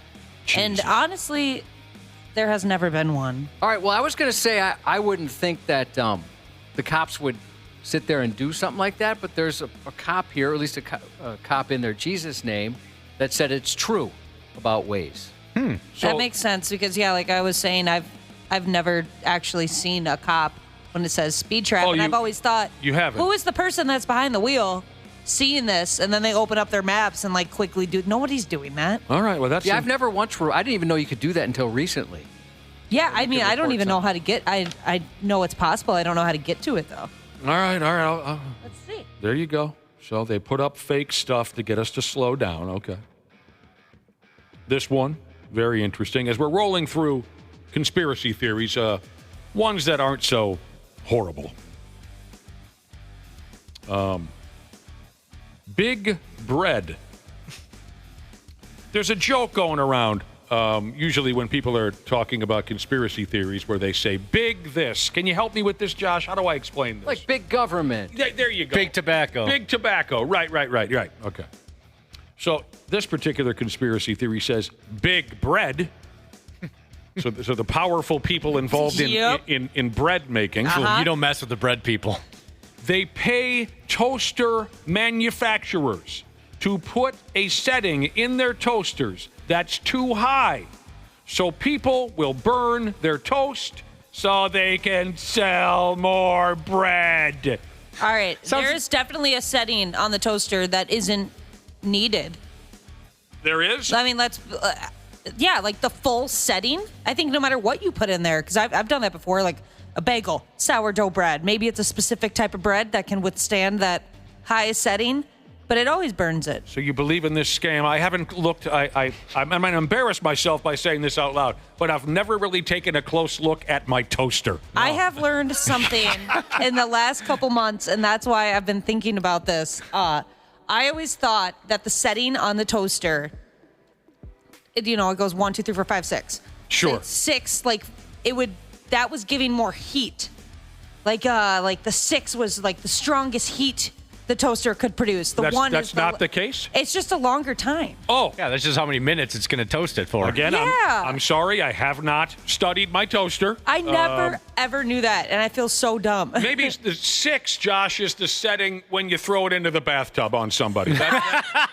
Put it on 6, and they're not getting out of that. Yeah, that's going to do the trick. Yeah, that's not a trip to the hospital. That's the morgue. So yeah. I'm checking texts here. People texting in on Waze and the various ways you can report incidents on the road. A lot of people do report it. People are saying you can do like a voice to text type thing, right? Oh. You just ask your app to do it. And a few people who said they're cops said they sometimes do the opposite, where they'll unreport it. Oh. So they see it, and they say, no, there's no cop there. Feel free to go as fast as you want. That's our thing. Get off of there. This person is say they're a police or a deputy specifically, and says, I don't know how to use Waze, but I do leave myself good Yelp reviews under some fake names. Nice. Best deputy I've ever met. So I can jump on this Waze, whatever that is, and if I want to, I punch in naked man on the side of the road, and it shows up on there's no screening process for this? I think, you get a certain, and correct me if I'm wrong, I haven't used Waze specifically, but I know like with Apple and Google, you choose, right, an incident. But as far as fact-checking, I don't know, did they go with, hey, 2, 3 people text this or chose Hell, this? every weekend I'm going to report a naked guy on the side of the road. Just relax. Yeah, I don't know. Half-assed Morning Show 93X. Man, oh man, oh man. We're ready to close this out, aren't we? Almost there. The conspiracy theories. You can't cross the street with one of them knocking you upside the head. Usually total nonsense. They can be fun, though. Yeah, some of them are pretty funny, I think. And that's what we're doing today, Yeah. Usually total nonsense. Not the ones that are going to tear families apart, I wouldn't think. Some of them tear families apart. Not what we have here in front of you.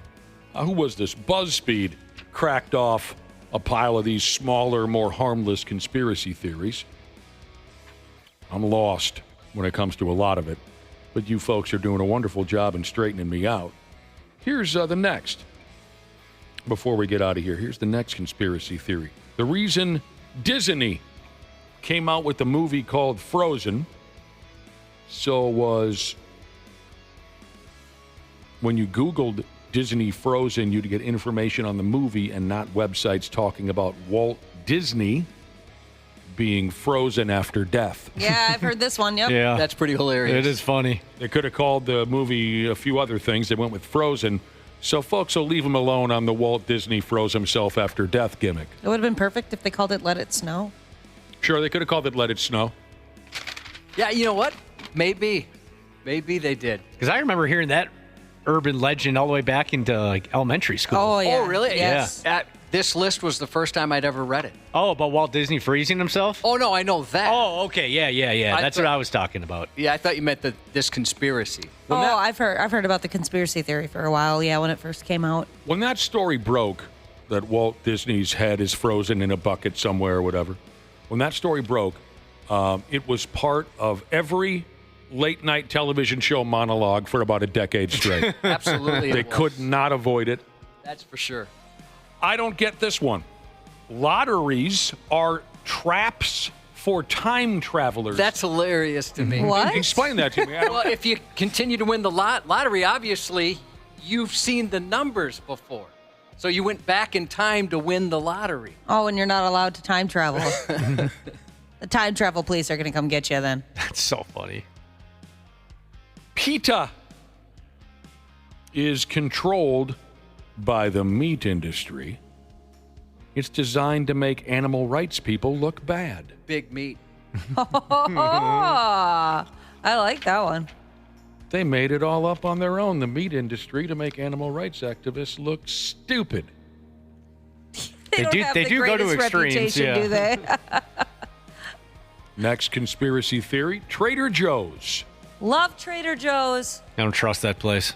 You don't trust Trader Joe's? Oh, I'm going there after work today. For what purpose or reason? I don't know if trust is the right word, but they're just kind of off to me. They sell all their own products. Like, you can't just go in and get a bag of Doritos, and that kind of throws me off a little bit. I'm telling you, it's life-changing. Well, we are at a stalemate on this one, I guess. I've never been to a Trader Joe's. I've been in there. I've been in there once or twice. I thought it was just fine. Here's the conspiracy theory is how you say it. They make their parking lot small on purpose. Oh, it is hard to find a parking spot at a Trader Joe's. To make them seem more popular than they really are. Oh, so that's a regular thing? I thought maybe the one I went to was just ridiculous. Now, we did this. We pulled this gimmick many years ago. Earlier on, we gave away passes for our 93X booze cruise, which we've been doing for 20-some years. A big, massive triple-decker boat. In the early days of this program, to make us look more popular, we had a 93X Half-Ass Morning Show party tub. So it's just a little tub. Oh. We'd fill it, overflow you put it. seven or eight people in there, and my God, we look popular. Finally, Bigfoot isn't a word. But you'll see how that happened here in a minute. Bigfoot is blurry in real life, which is why you can never get a good picture of him. First time I heard that joke, I thought that was pretty good. It is crazy with all the technology that every picture still sucks. Yeah, you're right. They're making movies with phones, but incredibly, Bigfoot is just very blurry. It must run fast. I remember a stand-up joke from Dennis Miller way back in the day. He said, after using new technology to enhance the image, the scientists have found out that the original photo of Bigfoot is actually a man with a belt on. Perhaps, but maybe it's a Bigfoot in the monkey costume. I don't know if I get the joke. Like a lot of his jokes, maybe I'm not smart enough to I don't know if I understand get the joke. I didn't get the lottery time travel thing at all. I just decided I would just move on. Yeah, I can tell by your face. I don't so get the it. gist is, let's say I can time travel. You can time travel. So tomorrow night I pay attention to Powerball, and I write down the numbers, and then I jump in my time machine and I go back so I can play those numbers and win the lottery. You follow that? I suppose I do. Dana, tell that joke again. I didn't get... Yeah, Dana's was too hard for me, too. Try that again on but Monday. I'm not all there. It's Father's Day on Sunday. Happy Father's Day to all of you breeders. Yeah, heck yeah. Happy Father's Day. Josh, happy Father's Day. Oh, Happy Father's Day. Real quick, I'm going to read to you, Josh, the top 10 trending Father's Day gifts in the year of 2025. And you give me a yes, a no, or a maybe if you'd be interested in this gift. Are you ready? Yeah. Oh, you don't need this. We already got some for you for your birthday. Personalized socks. Sure. Yeah, socks are great. Silly socks. They're funny. The ones we gave to you. Yeah, my Rambo socks. Rambo. I love them. Easy. Oh, God, this is also easy for Josh. Sunglasses. No, thanks. No. Golf bags. I wouldn't even know what to use it for. How stupid is this? Swim trunks. Well, what? I'd wear them in the shower. My dad would be so confused if I bought him swim trunks. Tennis shoes. I'll take them. A case for your wristwatch. I have no watch, but I could put my weed in there. Oh, yeah. Do you want a dartboard? Yeah, that'd be great. Do you want a watch? No, thank you. Do you want an engraved cutting board? I have one and I love it. Do you want a grill? Yes, and as a matter of fact, a buddy of mine sent me a grill yesterday, a picture of a grill, Nick, that you and I both need. It's the Eddie mascot from Iron Maiden, and it says, "Run to the grills" on it, and I thought, no matter how much that is, I'm going to save up and get this thing. That sounds very cool. Yeah, all right, you gotta again. have an Iron Maiden grill. Yes, no, or maybe. Yes, no, or maybe. These are the trending popular things to do on Father's Day in the year in 2025. Do you want to go to the car show? Yes, I love car shows. Do you want to go to a comedy show? No. Do you want to go to a barbecue? Yup. You want to go to a buffet? Good luck getting me out of it. Amusement park. Sure, I'll hold your purse when you go on rides. Oh, I know this one. Do you want a go-kart ride? Hell yeah. You want a go-kart, period. Do you want to go to the aquarium? Yes, please. You want to go to a beer tasting? Oh, no, thank you. No. I can't handle the carbs. Would you like to join us? Would you like to join us for brunch? I will be going to brunch. Okay. And you're way too uncomfortable with this, but I'm going to ask anyway. Do you want a massage? No, I don't like being touched. Does not want a massage. They'd ask you to get your clothes off. Yeah, I'm not doing that. For a massage. I'm not doing that. Got a text from Gabe who wants to give a shout out to his girlfriend who just paid off her student loans. That's pretty exciting. Nice. Actually, that's very exciting. Do you want to build a snowman? I do. Happy 40th and Father's Day to Checks In at 7 Jesus. Happy Father's Day to AARP El Presidente Jesus from Ultimate Frisbee Jesus. New Metal Jesus text in a Happy Father's Day shout out to his dad. Scrapyard Jesus sends a Father's Day shout out to BS Acres Jesus. Happy Father's Day to all the dads out there, whether you're still with us or watching from above. Have a great, safe, and sexy weekend. 93X Half-Assed Morning Show. Hey, podcast pals. Today's episode is brought to you by my friends at Standard Heating and Air Conditioning. Take it from me, as a newly married guy with a very opinionated dog, comfort is kind of important right now. That's why I'm a Smart Club member of Standard Heating. I get to schedule service when it actually works for me, pay how I want, and choose what fits our home best. Pick the HVAC company that treats you like family, not just another name on the list. That's Standard. Check out standardheating.com and tell them Dana sent you.